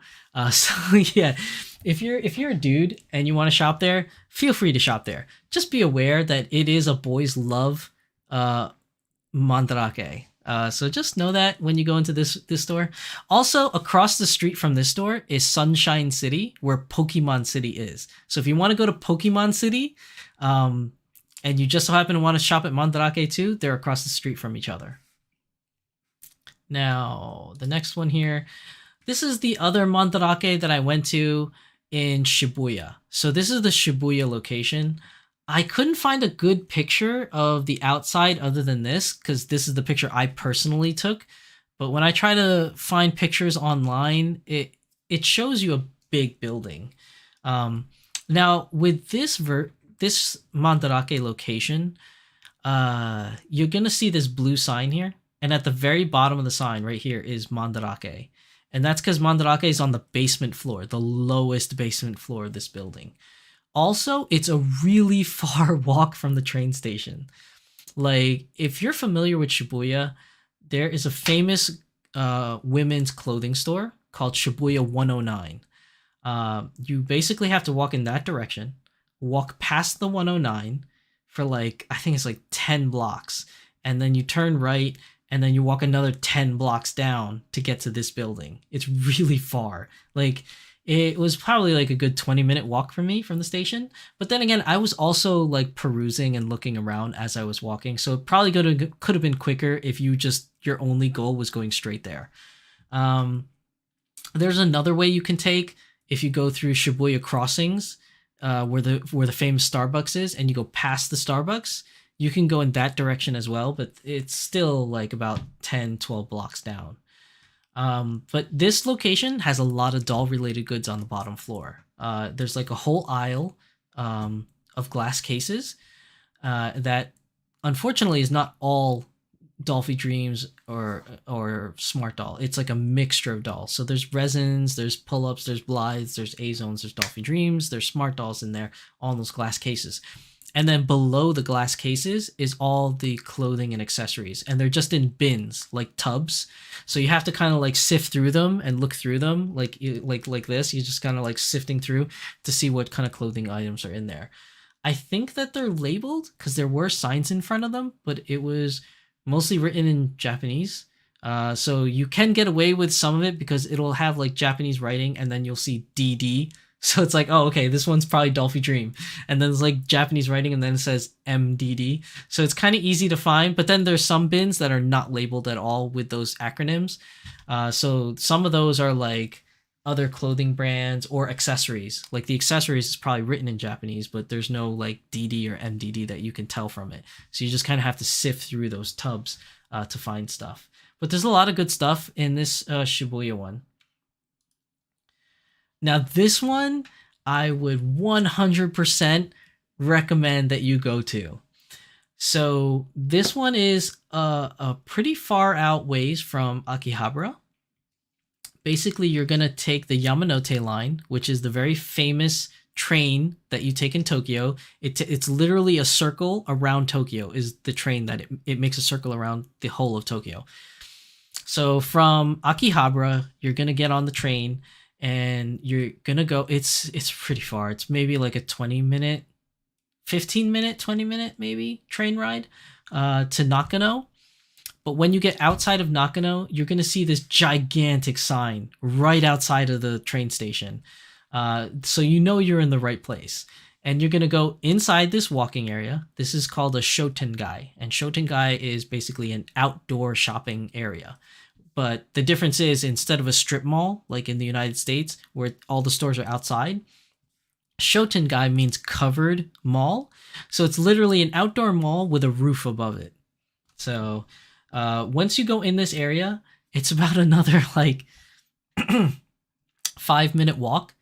And then you'll get to the end. And at the very end of Nakano Broadway is where you'll find Mandarake. And then Mandarake is pretty big as well in here. And the doll stuff in Mandarake, how do I explain it? There are some doll related stores throughout Mandarake in here. Like there's a Parabox store in there. And then there's another one. I forgot what the other one was called. But you'll find multiple doll stores in there. But if you want to go to the really big Mandarake doll section that has like all the stuff, it's going to be on the second floor all the way in the back. So once you get into Mandarake and Nakano Broadway, take the escalator up or take the stairs up to the second floor and just walk all the way to the back to where you can't walk anymore, like all the way in the back. Then you'll see like a whole wall of like doll stuff. And that's where like a lot of really rare dolls are there, and clothing. It's pretty big, at least for Japan standards. Like one thing you're going to notice when you go to Japan, a lot of the shops are small. They're really small. So when I say big, it might be a little misleading because at least for me here in the United States, what I consider big in Japan is actually small here in the United States. But in Japan, since everything's so tiny, to me, because I'm so used to seeing all these tiny little stores that can only fit like 4 or 5 people in at a time, to me, this was huge. So like, you go all the way to the back of the second floor and you'll see all the doll stuff in Nakano Broadway, Mandarake edition.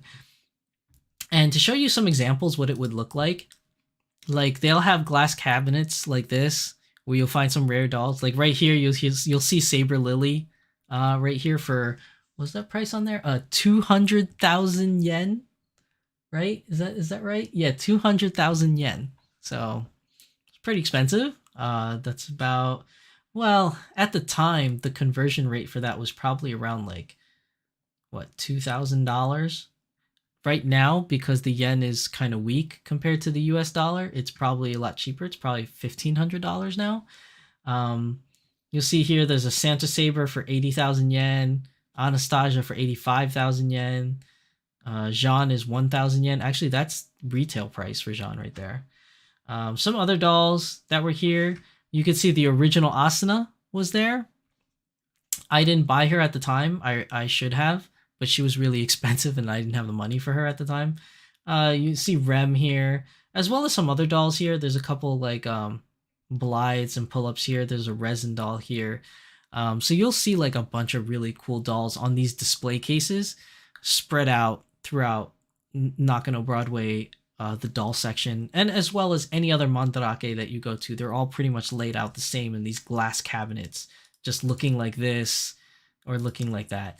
One thing I do have to caution you though is if you notice that there's a doll like this, say like the saber is right in front of the light, that light, as artificial as it is probably yellowing the skin to some degree.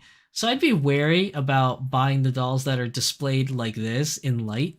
I don't think that's a good idea. But if they're boxed up like this, it's pretty good to go. But yeah, I definitely recommend Mandarake. Any Mandarake that you could find. I went to also the Mandarake. Where did I go? I didn't put a picture of it. Was there another one that I went to? There's Ikebukuro, Akihabara, Shibuya, and Nakano. Oh no, that was all the ones I went to. There's more than that. I didn't go to the other ones though. I just didn't have enough time. Next up, Mirai Store Tokyo. So for you smart doll owners, obviously we all have heard Danny Chu say it many times, but he is located in Gotanda.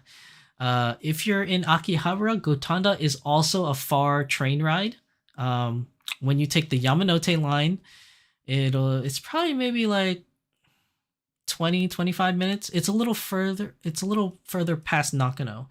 You'll get to Gotanda. Now when you get out of the station, how do I explain it? When you get out of the station, obviously there's an east side and a west side. I forgot which side was the exit.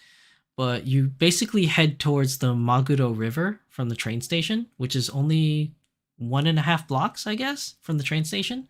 And once you get to the Maguro River, even if you don't know the name of the river, it's basically the river. Once you get to the river, turn right, okay? You turn right and follow that street until you get to the Smart Doll store. That's essentially all it is. I got lost because I was using Google Maps and it didn't update in time. So like I went past the river and past the, I think it's like a Lawson's there, and I went past the Lawson's till I realized I was going in the wrong direction. So basically just walk up to the river, turn right, and just keep going until you see the Smart Doll store. Now, obviously the Smart Doll store has been closed due to the pandemic, but Danny Chu did say in a very recent post that he has plans to reopen the store again, but it's just not open yet. Like, basically the whole store area was repurposed for a packing and shipping area. So I am assuming that he's renovating again to make the store usable for customers to have like a shopping side.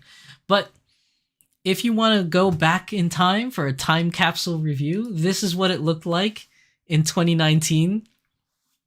Biotaku says there's a Fuji building at the corner as well. Yeah, I remember that. There is a Fuji building at the corner. There was like a bunch of like, because I went like right around lunchtime. So there's a bunch of employees that were like walking around, like getting lunch and going to restaurants. Like one thing you'll notice too in Japan is that if you, especially during lunchtime or dinner time, you're going to see restaurants with lines out the door. People are literally lining up to get food because again, these restaurants are small inside, so they can only fit like a small handful of people at a time. So like when I remember when I was walking past that Fuji building, there was just like restaurants along the way with like lines of people outside and all in like business attire. So anyways, when you get there, you can go into the smart doll store as soon as he opens it up, whenever that may be. I don't know if it's gonna look like this, but if you want to go back in a time capsule, this is what it looked like when I went in 2019. He had that very like I don't even know how you call it, like was it, what do you call that style? There's a style for that. It's like urban. Is it like urban looking, industrial looking interior, like where like it had cement ceilings, and then the walls were like all white, cement floor, things like that. It looked really nice. And these were like the center table had all the dolls, all the smart doll pluses were along the windows. And then on the other side, right here, this is the other side, this is the entrance. And then they had all the accessories like lined up on this wall and the wall on the other side of the door. And then on this side, over here, right by these windows, you see these, I don't know if you could see it, but there's these little boxes. That was the Chaos outlet before it was known as Chaos, because Chaos wasn't available back then. You couldn't buy anything Chaos in 2019. And then when the pandemic hit and he couldn't do these like open Chaos things in the store, that's when Chaos was open to us international buyers. But that used to be the Chaos section right there along these windows. Give me a second. I need a cough drop because my throat is like going crazy right now for all this talking. Give me a moment.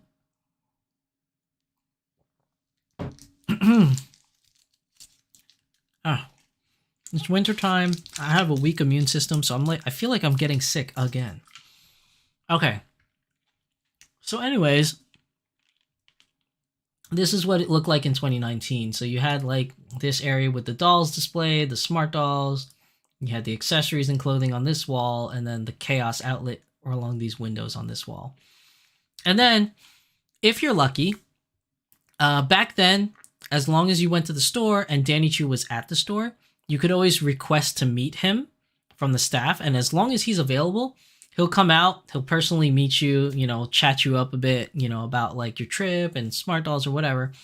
And then if time is available, he what he used to do was take you into the back areas. So he would take you into behind the counter to look at his garage. Basically, all those videos that you see of him, like talking about Smart Doll and like all the other stuff, is filmed in the garage. And he'll take you in there so you actually get to see it in person. And then he'll take you up to the second floor, which is the research and development floor. That's where all the prototypes are being made. And he'll take you up there.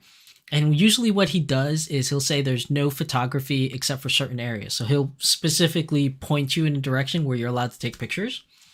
I won't show those pictures because I don't know.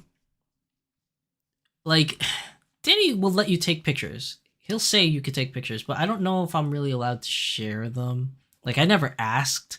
I'm assuming you can, but I just never asked. So the only pictures that I will share is the ones I was able to take in the garage. So if you guys remember, this is where he does his videos, right here. This is where he films everything, right at this desk. That's Alf on there. And then on the other side, this is where like the 3D printers are. Here's the resin printer. Here's the 3D filament printers, another resin printer. And they're usually printing stuff. And then a couple of the workers here are doing packaging and things like that on this side. So it's really cool place to visit. And I hope that he opens it up in time for you guys to like check out when you actually go over to Tokyo. But he did say he is reopening the store. At least I remember him saying he was reopening the store. But I don't know when. We don't know when. I'm sure he'll post it in his Instagram or Twitter, whenever things are ready to go. But it was a lot of fun. He will ask you if you're lucky enough and he does have enough time to take you up to the second floor where all the prototype stuff is. Usually he'll ask you, he'll be like, please don't tell anybody about the things that you see here. And obviously he won't let you take pictures of the prototype stuff, but he'll ask you, please don't tell anybody. And I would urge you, don't tell anybody, because he's, it's like a cool thing that he's taking you to go see that nobody else really gets to see. So, if you're lucky enough to run into Danny Chu, like if he's in the office that day that you're visiting and he has enough time to take you around, then just be mindful and just keep your mouth shut about what you see and don't spoil things for everybody else, right? I remember when I went, when he took me around on a tour, I also had another guy with me. I forgot. I think he was from Europe, but I forgot where. I think he said Norwegian. That he was Norwegian from Norway, but I'm not entirely sure. But he was definitely from Europe. I just forgot where in Europe. But he was a really cool dude. We actually talked for a little bit while we were there about doll stuff. He was some kind of engineer for something. Um, but yeah, Danny took me and him around from the tour of the store, and it was really really cool. I had like a lot of fun. So definitely, if you're there and the store is open and Danny Chu is available, ask the staff if maybe you could talk to him. He'll take a selfie with you and stuff. It's really cool stuff. Like he's definitely a super humble guy, and he's really fun to talk to. He's one of the nicest people I ever met. He's really really cool. So definitely, if you get a chance to ask the staff if Danny's around, if you could talk to him, you'll have a really cool, awesome time. Um, Batman Jackson says very excited for him to re-release Smart Doll Plus. Yeah, that was a shock to me because he made that whole post and everything of like why he's stopping Smart Doll Plus. But and then when he was showing the pictures of it, I actually talked about it in the last episode of Beyond the Doll with My Lady Disdain, John and Sandy. My theory was he was going to make it for the store or he was making it for his own collection. And John and Sandy was like, well, they think that he might be making it for sale again. And they were right. John and Sandy were right. My Lady Disdain was right. They called it. I mean, I was just so sure that he wasn't going to re-release it because the reasons that he said he stopped it made sense. But I guess he had the urge to make it again. And yeah, we are getting Smart Doll Pluses again. I don't know when. I don't know when they'll be available, but he's going to be making them again.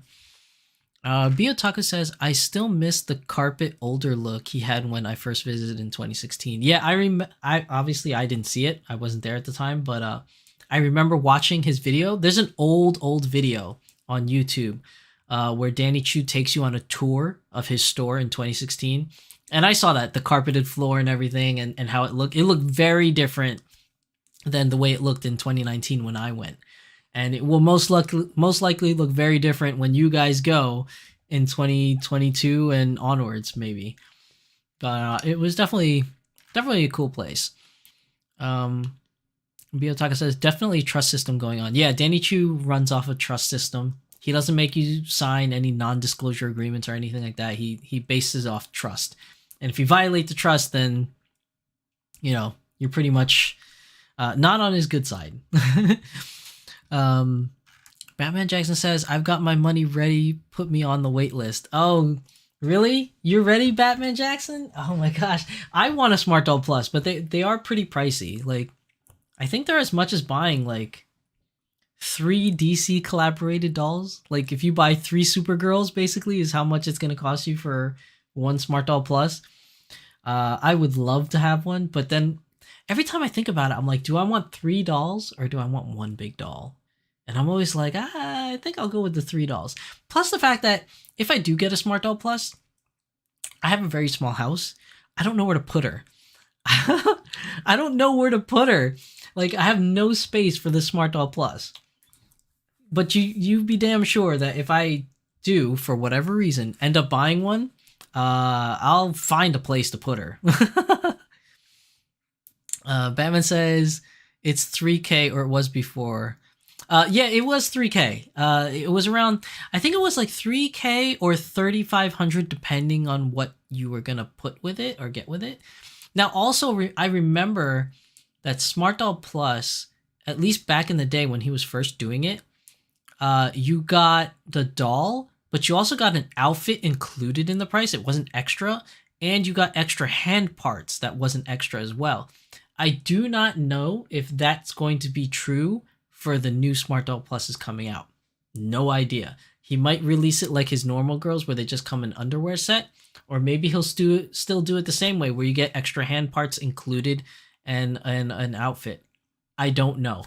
That would be cool if it's the same, but I really don't know if that's how he's going to release it or not. Well, only time will tell. So we'll just have to wait and see. Batman says, I'll mail you mine. You can unbox her. Oh my god. Batman, I would love that, but please, you don't have to do that. Because I figure you just want the fun of unboxing her yourself. You know what I mean? But if you want to do it that way, I'm not going to be opposed to it. Oh my god, I can't even imagine what shipping is for her. I mean, for a big doll like that, can you imagine? Oh my gosh, I have no idea how much that's going to cost. Anyways, moving on. Did I put any other slides? Oh no, that's just Anime Corner. So that's all my slides actually for doll shopping in Japan. Now, I want to talk about, let me see. Let's move this back here. So that's all the stores that I went to when I was in Tokyo. So Tokyo was a lot of fun. Now, obviously, there are other stores, like Volks has a store in Harajuku that you can go to. There's a couple doll stores in Shinjuku as well. There were other doll stores in Shibuya and Ikebukuro. I didn't have enough time to go to all those places. So these were mostly the places that I frequented when I was in Japan. Batman says, nah, I've got so many dolls. I'll just have her sent right to you. Okay, all right. We'll see. We'll see what happens. That would be very interesting, though. That would be pretty cool. So, anyways, there's more places to shop for doll stuff in Tokyo in the different wards. Like I said, I didn't have enough time to go to all of them. Like, there's Dolce, which I tried to go to, which was closed when I went because they have really weird operating hours. And there's other jungle stores and stuff like that. There was Little World, which was really cool that I went to. If you want to know what Little World is all about, it's in my Japan vlog, day 2. You can see that there. And a lot of the stores that I talked about today is actually in my Japan vlogs. So you can definitely, if you watch the Japan vlogs, you'll see like live video footage of some of those stores that's on there as well. And then, let's see. Oh, so when I went, I wanted to go to Osaka during my trip because it was supposed to be the Idol Festival. For those of you that are not familiar, the Idol Festival is basically a big doll convention in Japan that moves around in different places from Nagoya to Osaka, Tokyo, different places like that. It also travels outside. I think it also goes to Singapore and Taiwan, but I'm not 100% sure. But basically, it's a big festival of doll vendors selling like all different kinds of doll stuff, either dolls or clothes, accessories, whatever. So I went to Osaka during my trip to attend this doll festival. Turns out, the day I went to Osaka was the day before the doll festival. So I went on a Friday. The doll festival's on Saturday. The Friday I got there was a typhoon category 5 warning. And everybody was saying it's the biggest typhoon in like 10 years or something like that. And I think it was category 5. Whatever the highest level typhoon, that's what it was. Like think Karate Kid Part 2. Like like that kind of a typhoon. Like it was going crazy, right? And so like big typhoon. So they made an announcement while I was there. So I went to Osaka. And the first thing I did was I went to Volks to go shopping, which was really far. It's when you get outside of Osaka train station, you got to take the train. I mean, you could walk it, but it would be pretty far. I took the train and it was like a good 25-minute train ride. So if you wanted to walk it, it's pretty far. But you take the train to Nanba Town. Nanba Town has so much anime goods. It's basically like their Akihabara. Go to Nanba Town. You get outside, and then it's a couple blocks down, and then you'll see the Volks building. It's a really big building, and outside there's a huge sign that says Volks. First floor is all anime goods. Second floor is where the doll point is, where you get all the doll stuff. So I went shopping there. It was the year before they renovated. So it actually looked very industrial like inside. Now it looks just like the Akihabara version. Actually, even prettier inside now after they renovated it. But I went there to go doll shopping, right? Then after that, I went to the Osaka Stadium because I'm a fan of the Oryx Blue baseball team in Osaka. So I went to their stadium and I bought a baseball jersey when I was there because I wanted my own jersey. So anyways, after I bought the jersey, I went to a doll cafe. Now, this doll cafe is called Cadre Dior. CADRED''OR. And I found it just by Googling it online, but it's basically a cafe that you eat and drink at with dolls, like everywhere. So like I went there, I got a cup of coffee and I had my Chitose out with me, and there were other doll people there displaying their dolls in their tables, and they were all talking to each other, having fun. It's a really cool environment. And they have another section of photo booths, a different kind of like photo booth setup where you could take pictures.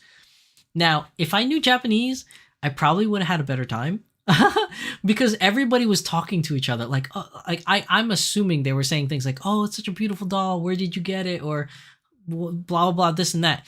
Now, one thing I noticed is that the majority of those people in there that were having coffee with me and talking and doll stuff or whatever, they were there for the iDoll Festival like I was. And the reason why I know this is because while I was sitting in the cafe drinking coffee, my phone started going crazy. It started like beeping at me. And that's because I had the NHK Japan app, because that's the only way I could get news that's translated in Japan. And it started sending out warning beeps. And everyone's phone in the cafes were beeping. And we were all looking at our phones, and it said, Typhoon Higibis, Category 5. All trains will be shut down for 3 days. There's no going in and out of any town in Japan. It'll be shut down for 3 days. And iDoll Festival, which was another thing, the Twitter was blowing up because iDoll Festival, when it saw that warning, the festival says that they were canceling the festival. So the show was canceled. I was so livid. I based my whole trip to Japan around going to this iDoll show, this iDoll festival. That's the whole reason why I went at this specific time of the year. Because I could have gone any time of the year. But I went specifically so I can go to this iDoll festival in Osaka. Because I wanted to go visit Tokyo and I wanted to visit Osaka. And I figured, why not go to Osaka for the iDoll festival? So it got canceled. And they were closing down the trains for 3 days. So then I was like, oh no, I only have a hotel booked for one night, right? It was Friday night into Saturday. I was just going to sleep over, then go to the festival, and then head back to Tokyo. So my whole day of Friday was supposed to be just like, shopping around and walking around. So now I was like, I only have one night. Now I could have ordered another night, but I'm also paying for my hotel room back in Tokyo. Because I figured if I'm only staying one night in Osaka, I'm just going to pay for the whole 2 weeks in Tokyo. What's the point of checking out of the Tokyo, then checking in Osaka, and then checking back into another hotel in Tokyo? I just kept it for the whole 2 weeks. So I was like, so am I going to pay for 3 nights in Osaka and 3 nights in Tokyo that nobody's staying in that hotel? I was like, I'm not doing that. And plus, I don't want to get stuck in Osaka for 3 days because there was a lot of stuff in Tokyo that I wanted to do, and I had reservations for some guided tours that were supposed to take place during that time when I'm going to be stuck in Osaka. So after much deliberation in the cafe, I was like, I need to head back to Tokyo then. So I checked my phone to see when the next Shinkansen was leaving Osaka to go back to Tokyo. And it turns out there's only one Shinkansen leaving Osaka to go back to Tokyo left. And it was leaving in about 20 minutes. And I was like, holy crap, I need to get the hell out of here.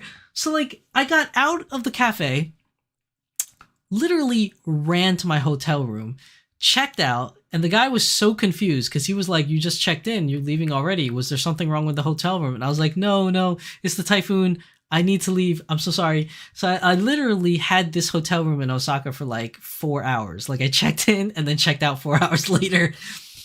And then I ran from the hotel to the train station to get to the Shinkansen, right? So I get there and there's only like 5 minutes left and I'm literally running to the train.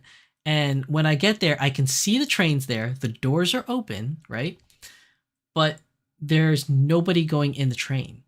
Like, so, okay, so one thing I have to explain is that when you get to train stations in Japan, the floors have lines on them. And you're supposed to line up on those lines, and the train will stop and the door will open right in front of where those lines are. It's so exact. Like, it literally stops right at the line. So you're supposed to line up to go into the train. And the people getting out of the train get out first, and then you start, piling in. So I'm looking at it, and there's lines and lines of people lined up to get into the Shinkansen. The doors are wide open. Nobody's leaving. Nobody's going in the train. So I'm waiting online, and I'm looking at my watch. I'm like, there's only 5 minutes. This train is going to leave, and nobody's getting... There's no way they're going to load all these people in the train in 5 minutes. So I'm looking around into the train, and I could see from the windows on the train that there's already people sitting inside. And I'm like, is it full? I don't understand what's going on. Why are these people just waiting here? So then the thing's counting down. I see 3 minutes left, 2 minutes left, and I'm like, I cannot get stuck in Tokyo. I literally just checked. I cannot get stuck in Osaka. I literally just checked out of my hotel room. I have nowhere to stay now. So I just said, F it. I left the line and I literally walked past everybody and I jumped onto the train. And I kid you not, the minute I jumped onto the train, the doors closed and the train started moving. So I have no idea what all those people were waiting for. Maybe they were waiting for another train or something, but they were waiting for something. But it obviously wasn't this train because this train was leaving. So I got on the train. And it's not like they were waiting outside because the train was packed and it couldn't fit anybody. No, because when I got on the train, when I actually got on and I walked through the different train cars, it turns out I got on the reserved train side, so I had to walk a couple train cars down. But it turns out when I got to the free-for-all area where basically you can sit anywhere you want, there's not reserved seatings, there were a lot of seats open. So I don't know what all those people were waiting for, but it's a good thing I decided to just get out of that line and get on the train, or else I would have been stuck in Osaka. So yeah, that's my crazy story of Osaka and Idol Festival. And I really wish I spent more time in Osaka, especially doll shopping, so I could give you guys more ideas of stuff that you can do when you're in Osaka. But yeah, I only spent...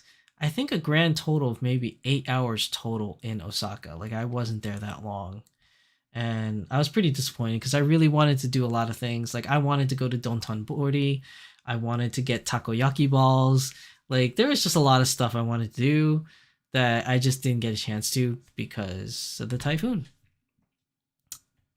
So yeah, that was a little disappointing. But that's pretty much everything, though. I mean...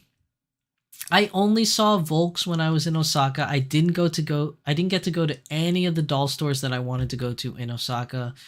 And we already talked about all the doll stores that I went to when I was in Akihabara. So that's pretty much everything. I'm trying to think of like if there's anything else, like any kind of tips or guidelines I can give you guys for your trip to Japan, especially for like doll related goods. I actually am still working on my Japan vlogs. So the next video that's coming out when I finally get around to finishing it is actually going to be about the typhoon. It's actually going to be a Japan vlog about my time running to Osaka, running back from Osaka, getting stuck through the typhoon. So it's going to be an interesting video. It's also going to be a short video because I didn't get to do much videotaping through all that hecticness. So when I get around to releasing that, you'll actually get to see some of what happened during the typhoon. It'll be in that video. I really want to do it as soon as possible and get it out because it's been a while since I did the last Japan vlog video. And it's been a while since I've done them in general because that trip was in 2019. It's 2022, almost 2023, and I still haven't finished publishing all my Japan vlog videos. So I will get around to it at some point. Batman Jackson says, wow, that was hectic. It was. It was super stressful. Biyotaka says, I walked Osaka in a typhoon the very first day I got to explore Japan. What? But it's not that strong of one though. Okay. So I guess it was like a category 1 typhoon, I guess, if you were able to walk around in a typhoon. Like mine was a category 5. Like it was no joke. Like even Danny Chu was like he sent me a message when I was there, and he was like he sent me a text message, and he was like, "Hey, there's a typhoon coming. You better stock up on food because I don't know what it's going to look like getting food during the typhoon." And I was like, "Thanks for letting me know cuz I didn't think to do that." So I actually went out shopping to get some food, and you'll see it in the Japan vlog video when I finally put it out, but you'll see it like I went to like 4 different places and they were like pretty much sold out of food, and the only thing I could get was like candy and some potato chips. Like I couldn't get much. It was really crazy. Biyotaka says rained all day and windy. Yeah, I can imagine. Like I we don't really get typhoons here in Jersey. We had hurricanes, but we never had a typhoon. At least not that I know of. But yeah, that was my first experience with a typhoon. And my hotel was my hotel was like a 20 floor hotel, and I was on the 18th floor of the hotel. And when the typhoon hit Kinshicho, because I was in the Kinshicho ward of Tokyo. When the typhoon hit that area, my building swayed, and you could feel it moving. Like it literally, like this is the building, right? When the wind hit it, it actually moved back and forth like this, and you could feel it. Like I was laying down in bed, and I could feel like the hotel room moving like this. It was the scariest thing ever. I was like, "Oh my god, the hotel is moving!" It was so scary. Like I don't know how I had cell phone service or with my pocket Wi-Fi. This is what I'm telling you. Pocket Wi-Fi is amazing. My pocket Wi-Fi, I was on the phone with my wife throughout the whole night of the typhoon because I was so scared. Like I was like, if this is the last time I get to talk to my family, I'm gonna talk to them on the phone. It was a really scary, really weird time. So I was actually on the phone. I don't know how I had reception. I mean, was sketchy at some points during the typhoon, but I was actually able to keep a whole conversation with my family during the typhoon. But it was crazy. Like I could feel it swaying, and like the rain hitting the windows was like it sounded like people were throwing rocks like at the windows. Like it was like very loud. Biyotaka says, my feet were swimming in my shoes by the end of the day. It took 3 days for my shoes to dry. Luckily, I brought a second pair. Oh my goodness. I went out the day of the typhoon, right? Like the typhoon, like I was going to get stuck in Osaka on Friday if I didn't take the train back. But the typhoon didn't hit that Friday. It hit Saturday, right? So Saturday morning, before the actual typhoon hit, like it was raining already, and I went out to go find food because Danny sent me a message. He's like, "Go get some food, or else you may not have food for a couple days." So like, I went out Saturday morning to get food, and everything was sold out. But when I went out, it was already raining so hard, my shoes got wet too. So like I had to dry them. I had the little hair dryer in my hotel room, so I was trying to dry out my shoes with the hair dryer. But yeah, my shoes got wet too. I didn't have a second pair of shoes, Biotaku, like you did, so I had to dry it with the hair dryer to get my shoes dry. Luckily, I had a whole day to do it because I was stuck in the hotel room for a whole day. But yeah, it was really crazy. But yeah, that's my whole trip. That's my whole doll shopping experience in Japan. So if you guys have any questions for me about Japan in general or anything doll related, let me know. Put it in the chat. Whoever's on live stream in the chat, like if you have any questions that you want to have answered, or any doll related stuff or Japan related stuff, or any questions in general you want to ask, feel free to ask now or forever hold your peace, because we're getting to the end of the show. I didn't have. Notice how when there's no guest, even though I can talk for 2 hours on my own, like 2 hours is pretty much a long time. But usually when I have guests, because we get carried away on tangents sometimes, which is also a fun thing to do, but it does make the show a lot longer. So a lot of my shows with guests is like 3 hours to 3.5 hours long. Um, so yeah, like we're on that 2 hour mark. I have like anime corner and dream doll section. But if anyone has any questions before I head into that, post it in the live chat. The live chat's on delay, so I'll give it a few seconds before I move on. while I wait for you guys to post any questions if you have any, I'm gonna put my Japanese yen coins back into my thing. But yeah, I use this little bag here because you know what's cool about this bag that I bought? It's like it looks like a woman's purse, which essentially I guess you could say it is. It has like lining on both sides for RFID blocking, so nobody can steal my information from anything that's in here. But like when I open up this pouch thing, you could see. Is anything gonna fall out before I do this? No. You could see like I have all my stuff from Japan is still in here. Like on this side, this side right here is I still have my passport. I just keep it in there. My passport's in here. All my receipts from Japan, all my receipts is here. And all my gaming cards. Oh my god, when you go to Japan and you go to the arcades, you need gaming cards. So like, let me see. I'll show it to you guys real quick. This is to play Bandai Namco video games. You need a card here. This is to play all the Nessica games, which I don't know what Nessica is, but they had really cool like robot games and flight simulator games. So I got a Nessica card. And then you have your Nemo card to play Nemo games. So it's and you have to buy these cards too. It's not a lot. I think it's like 100 yen to buy a card, and then you have to put money on the card so that you can play the games. And then like I played Kantai Collection while I was there, and for those of you not familiar, Kantai Collection the arcade has like when you get a ship girl in the video game, they also give you a card. So I have like this card here. I don't know if any of you know this character. I don't know it, but I got this card here. So what you do is you take these cards and you put them in a slot on the arcade machine, and it reads the card so you can use these characters to play in the game. And then I got another one here. I got this girl's card here. And then when I went shopping at the Gundam base, they give you a membership card also for free at the Gundam base. So I got that. I have points on here to use, and I don't know when I'm ever going to use them until I go back to Japan. So I have that.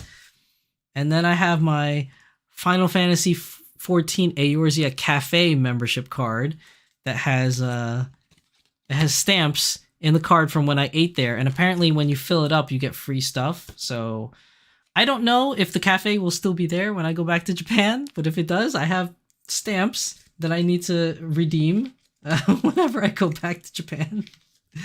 But yeah, I mean, you get like, Japan loves its membership cards, man. You're going to get a lot of cards when you go to Japan if you play in arcades and stuff like that. So I have like a whole bunch of these cards in my little Japan travel thing. And I kept all my my luggage keys in here. Like I have all my keys for all my luggages to like open up and lock up my luggage. So yeah, this thing is really handy. It's really big to carry it around, but it's really handy to keep all your stuff. And like I said, it's RFID blocking, so like it'll keep all your credit cards and stuff, information stuff, like really safe. So yeah, go put that off to the side and get a drink of water. Oh my god. So let's see, what do we got here?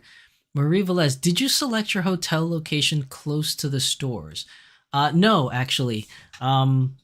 So there were a lot of different choices of places I could have stayed. One place was going to be in Shinagawa, and I was going to stay at that place because the Shinagawa station was really close to the Gundam base. It was only like a small train ride away, and it was fairly cheap. I was going to stay there, but then I found the place that I actually stayed in. So when I was looking at different places, I wasn't specifically looking to stay in Akihabara. I was kind of looking for anywhere that looked new and like clean and cheap, which is a very hard combination to find. Um, and I actually stumbled upon this hotel, which was really cool. So, have you guys ever eaten Japanese snacks? And more specifically, when I say Japanese snacks, there are these little koala bear cookies with chocolate inside. They're from a company called Lotte, Lotte, and they sell these little koala bears with chocolate inside. Um, and the hotel was called the Lot City Hotel. So it was all themed around these little chocolate like koala bears.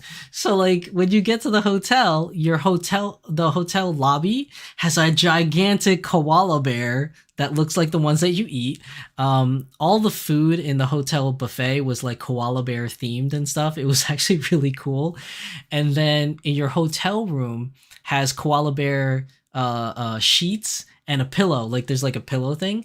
And the reason why I picked this hotel is not only because it was quite funny that it was koala bear themed, but the rooms that you get was bigger. So a lot of these Japanese hotel rooms, because Japan is very big on size and making things small so that it can fit a large amount of people, this hotel room was a single person room with only one bed, but it was a big bed. Not that I needed all that space, but there you couldn't pick any other sizes. But it was like it came standard with like a queen size bed, and you had a sofa, you had a desk where you can work on, and a TV, a large TV. So I was like, wow, you get a lot of room for this hotel. And it was fairly cheap. Like I was like, dang, like I didn't pay a lot of money for this hotel. Like it was probably like $100 a night, I think I paid for this hotel. And like I got like so much stuff. And then there's like a free lounge that you can go to with free coffee and free snacks 24 hours a day. It was open. So it was a really awesome hotel. It's called Lot City Hotel in Kinshicho, which is a 5-minute train ride. It's basically 2 stops away from Akihabara. So it's not that far at all. I could literally walk it if I wanted to, but I took the train anyway because I was lazy. Um, but yeah, it was a really, really cool hotel. So if you want to go there, you can. It's still there. But when I went, it was fairly new. And I've been checking prices recently because I'm trying to like plan my next trip to Japan, and prices have gone up for that hotel. So I think popularity went up on the hotel, and it's no longer as cheap as it was when I went. I kind of want to stay there again the next time I go, but I think it's going to be a lot more money because I think I checked prices now. If you look at Lot City Hotel right now, I think it's more than $200 a night now. It's a lot of money to stay there now. I was very lucky that I got that deal at the time when I went. But no, I didn't plan it around any like doll stores or anything like that. Biotaku says, I keep my Ikoka card in my wallet, wishfully hoping I'll be able to use it again soon. Hey man, like I said, I keep this thing ready. This thing is coming with me to Japan the next time I go, and everything's still in here that I need. Like my leftover money is in here, all my cards I need is in here, my passport is still in here, I haven't taken it out, and my Suica card is still in here with my Anastasia pass case holder. So this thing's ready and waiting to go back to Japan. I just gotta go there. So I definitely feel you on that. Marie Velez says, did you consider renting an apartment instead of a hotel? Any suggestions? Yeah, I looked into Airbnbs, but I specifically decided to do a hotel to spoil myself. And let me explain a little bit more. So there's different places you can stay in a hotel, right? So if you could stay really cheap in a hostel, which I didn't want to do because I didn't want to sleep around other people, and I didn't want to have my stuff just out there in the open. And then you could sleep in a manga cafe, which is not a good idea. I didn't want to do that. And I didn't want to do the capsule hotels. So then the only thing left was like an Airbnb, like to rent an apartment, which I could have done. But I chose not to do it because in an Airbnb, everything is up to me to make sure that the Airbnb is clean. Like I can't dirty it, and I got to make sure I leave it, as nice as when I got it, or else they're going to charge you, right? So I was like, I'm just gonna get a hotel room because they clean up for me. Like, so like they'll come in and housekeeping will take out the trash. Housekeeping will give you fresh linens, and every day, like, so some hotels, there's a lot of hotels that do this, but not every hotel does this. Like here in the States, if you go to places like a Red Roof Inn or a Holiday Inn or a Comfort Inn or stuff like that, they don't give you these things. But at the Lot City Hotel I went to, they give you fresh pajamas and fresh towels and a fresh robe every day. So every day I was there, like I would use the pajamas, I'd use the robe, I'd use the towels, and then when I would leave for the day, they would come in and they would take out the garbage, they would clean the desk table, and then they gave me a fresh new pair of pajamas that they would fold and leave out on the bed, and a fresh new batch of towels that they would leave on the bed, and then a fresh new robe that they would just hang up in the closet area. So I wanted to spoil myself and have housekeeping. So I did. So I stayed in a hotel. I could have done an Airbnb, which would have been cheaper though. But I chose to do a hotel for that reason. Because I was on vacation. I wanted to get spoiled a little bit. Backman Jackson says you can use those cards on the arcades they import to MagFest and some anime cons. Really? I didn't know that. I've seen the Japanese games at anime cons. I didn't know that they accept those cards. So that's pretty interesting. Maybe I'll bring them with me next time I go to an anime convention. Marie Velez says the cards are so cute. They are. They're pretty cool, but they take up a lot of space. Especially if you have like a smaller wallet, they'll take up a lot of space. But I got a fairly large one, so I had a lot of empty slots to fill. Marie Velez says sounds like a great hotel. Yeah, it was an awesome hotel. B Otaku says, for me in 2016 and 2018, Airbnb was the best. In 2018, cost two of us $606 for 13 days. Yeah, that's cheap, man. That's a good price. Where was your Airbnb located? Was it like somewhere like close to like places you wanted to go to, or was it a little far out? Because I know one time my friends went to Tokyo. They went to an Airbnb, but it was a little far out. They had to take the train into Tokyo. But they saved a lot of money doing that, I guess. But yeah, it just depends where you want to go and how much you're willing to spend. Batman Jack says, dang, that was really good, Keith. Yeah, that's a good deal, man. Mariva's sounds like a great hotel. Biotaku, that trip was good. $550 for a round trip with a short layover in Toronto. Can't find those deals anymore at the moment. Yeah, man. I've been looking online just to see what the market prices are nowadays. And yeah, I can't get any deals. The same deal that I got before. Like all the prices have gone up. So yeah, I don't know what I'm gonna do. I need to save a lot more money for my next trip to Japan because all the prices have gone up. It's so crazy how expensive it is to travel now. And especially because gas prices, at least here in the United States, gas prices are going up. And they said that the airplane fees are going up too because jet fuel obviously is going to be a lot of money. And they're short staffed. So like like prices are just really expensive right now to fly. I'm hoping that maybe in 2023 or 2024, when I finally have money to go, prices will calm down a little bit. But if you're planning on going right now, it's still really expensive to go right now. So just be warned.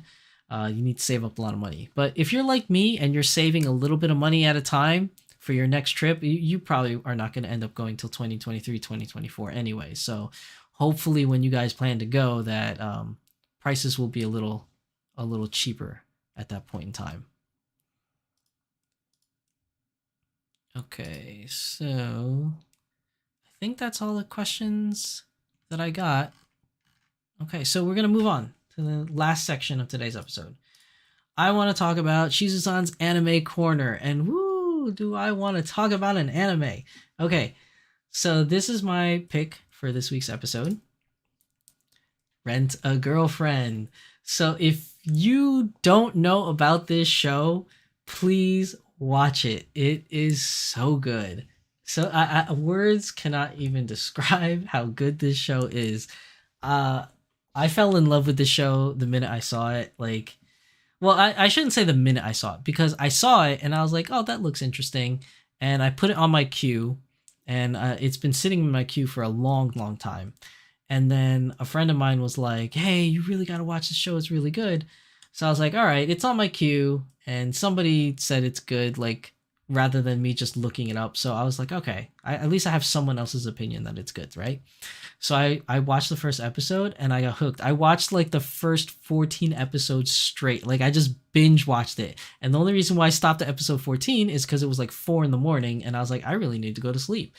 And then when I got back from work that day, I finished the rest of the season. So there's 2 seasons, 24 episodes, and it's really good. So for those that are not familiar, there is a service in Japan where you can rent people. Like you can rent a girlfriend, you can rent a boyfriend, you can rent a husband, a wife, a father, a mother, a brother, a sister. There's like a rental program. And I'm not going to go through the exhaustive explanation of how it works. Just Google rental family in Japan and you'll find a video. Conan O'Brien did a video, a couple Japanese Japan YouTubers made videos about this whole rental family system thing and how it works. So if you want to know how it works, just YouTube it. You'll find plenty of videos explaining it. So essentially what this anime is about is this guy who rents a girlfriend and then an event happens where essentially he has to keep renting a girlfriend for a long period of time. So it's a very silly premise. It's a lot of fun. You should definitely watch it. I highly recommend this show. Just like I highly recommended, My Dress Up Darling, but this one is actually, dare I say, way better than My Dress Up Darling. This show is amazing. There are parts in it that will be inappropriate for younger audiences. I guess it's okay for teenagers, but anything younger than 15, I guess. I mean, technically 13 is a teenager, but I would say 15, 16 is a good maturity level. I guess. Because some of the things they say, now it's not graphic. You don't see anything. Like it's not that kind of graphic. But the things that they say, like in the show, is a little graphic. Like the things they talk about. So just be aware of that if you're going to be watching it around like younger kids.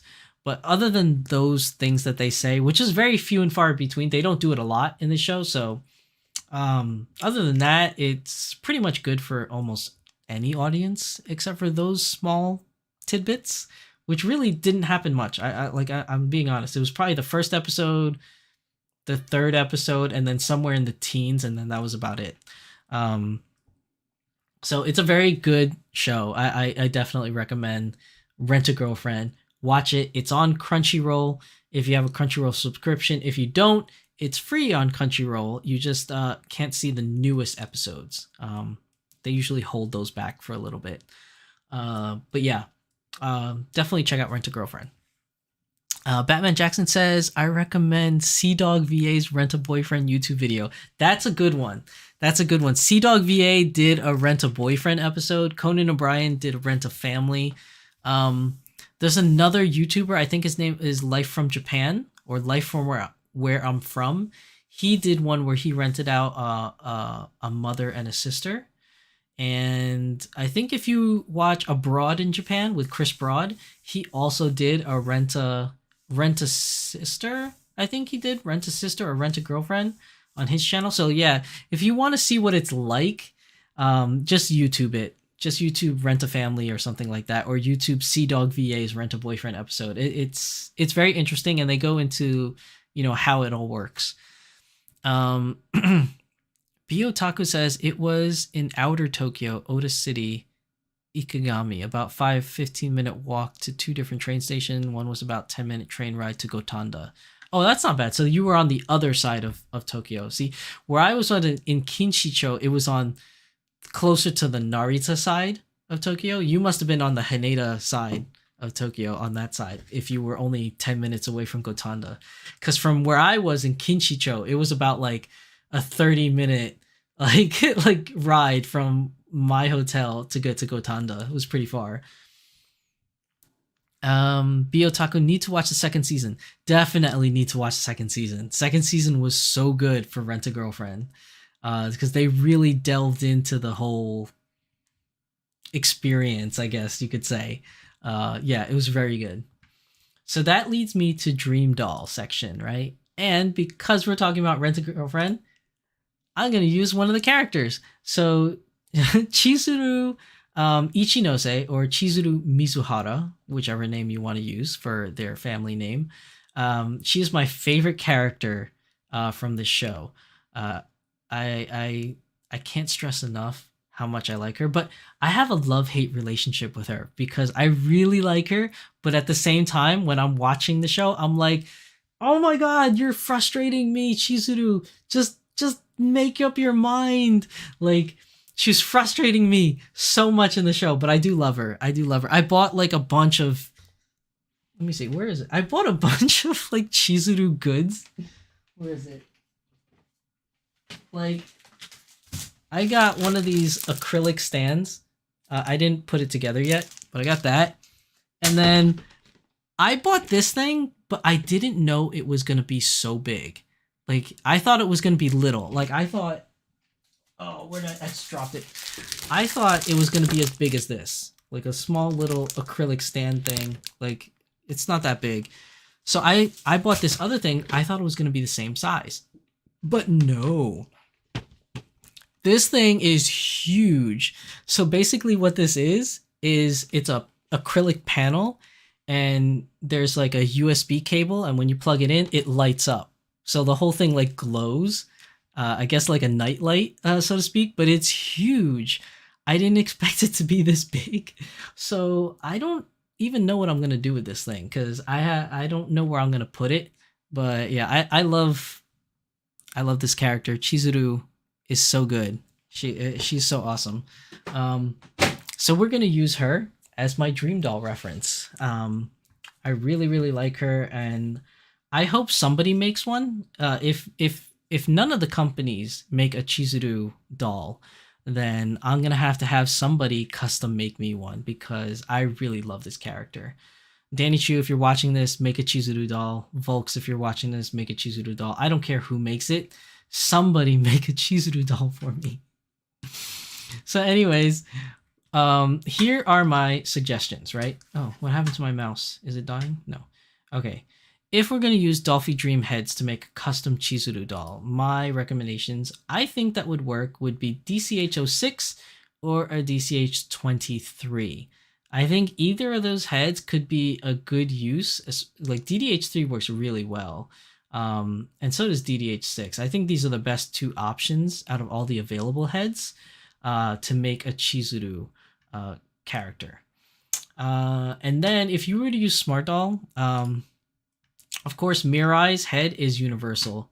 I mean, really, you can use Mirai's head for almost any anime character that has big eyes. Like, all the anime characters that have smaller eyes, you maybe Chizuru is not that good. Oh wait, you guys are not seeing this.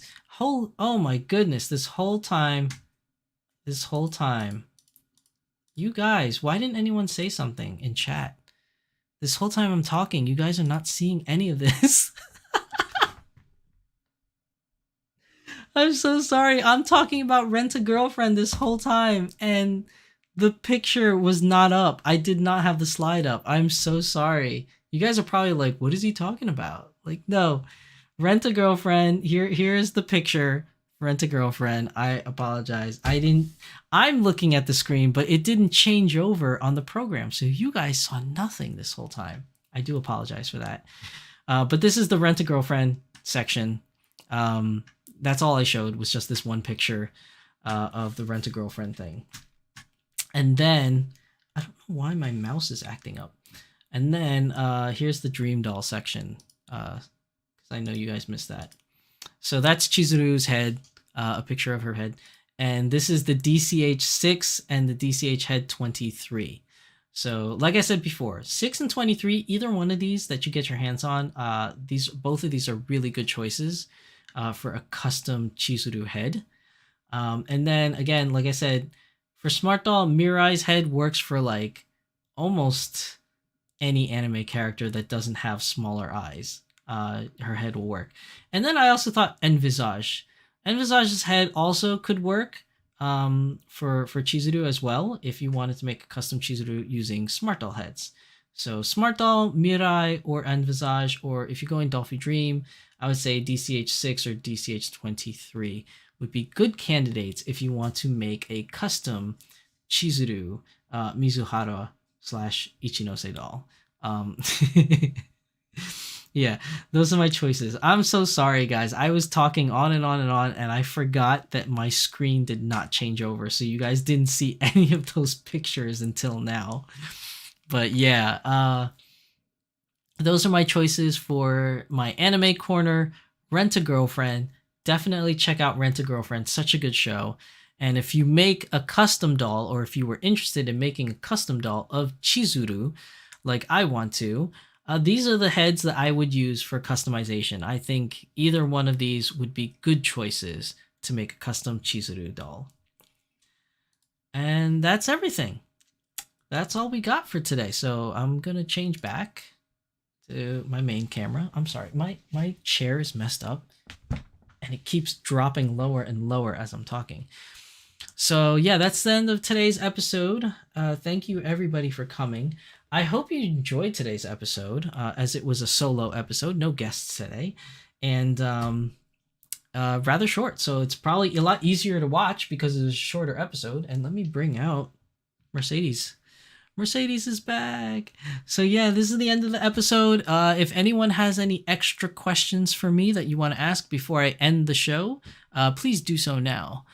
Biotaku says, yeah, I flew in Haneda for that one. Oh, okay. So yeah, you were definitely on the other side of Tokyo that was closer to Haneda. Yeah, so that's why Gotanda was a 10-minute trip for you. So yeah, for any of you that want to visit Smart Doll, the Mirai Store Tokyo, if you want to stay, arrive closer, I guess you could take the Haneda airport, and that'll be a lot closer to Gotanda. But really, it doesn't matter what airport you go to and land in, Narita, Haneda, you can always get to Gotanda via train. So, yeah, so thank you everybody for coming. Batman Jackson says, thanks for the stream. You're welcome. Maria Velez says, this was so much. I think she wanted to say so much fun, but I think she entered the enter button too soon. But yes, this was so much fun. I'm glad you enjoyed it. Batman Jackson, I can be a guest on Why Not to Get Into Doll Collecting. Hey, you want to be a guest on the show? Sure. We can have you as a guest on the show. I'll touch base with you. Send me a direct message. We'll work something out. If you want to be on the show, we can definitely have you on. We could talk about doll stuff for sure. But yeah, thank you everybody for watching. This is the end of Beyond the Doll, episode 12, Dolls in Japan. So next week, obviously, we're going to have the Doll Symposium. Should be back on schedule. Like I said, we missed a whole month because of a convention, and then I was sick. So that happened. But next week should be like normal. And then the next episode, episode 13 of Beyond the Doll, I believe, if I'm not mistaken, let me just check my calendar. I think that's another episode with a guest. I just want to double check for you guys real quick. What's today? The 21st.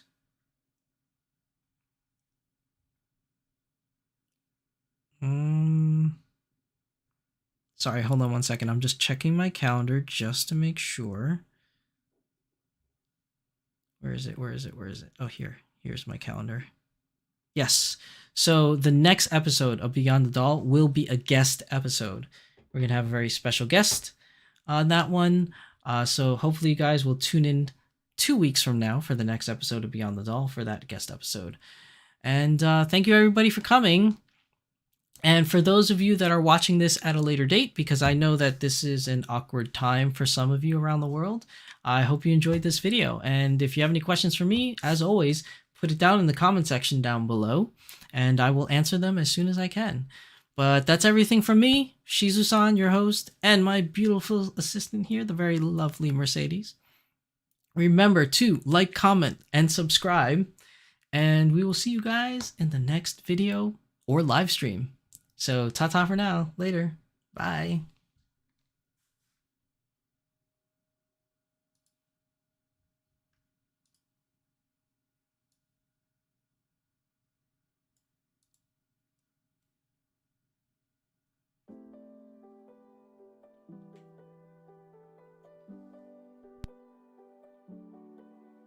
What if we could stop the pain from hurting?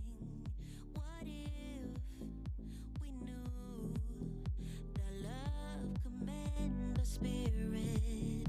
Broken into reverse a broken feeling.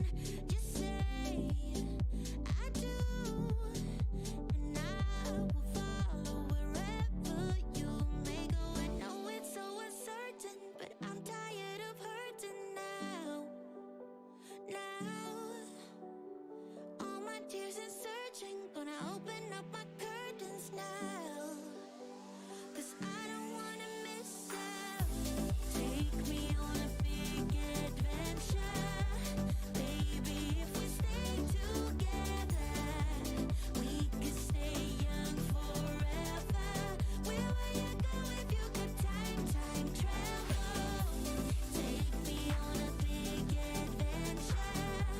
Baby, if we stay together, we could stay young forever. Where would you go if you could time travel? What if we could pick up the missing pieces? What if we knew that love would never let us down? Broken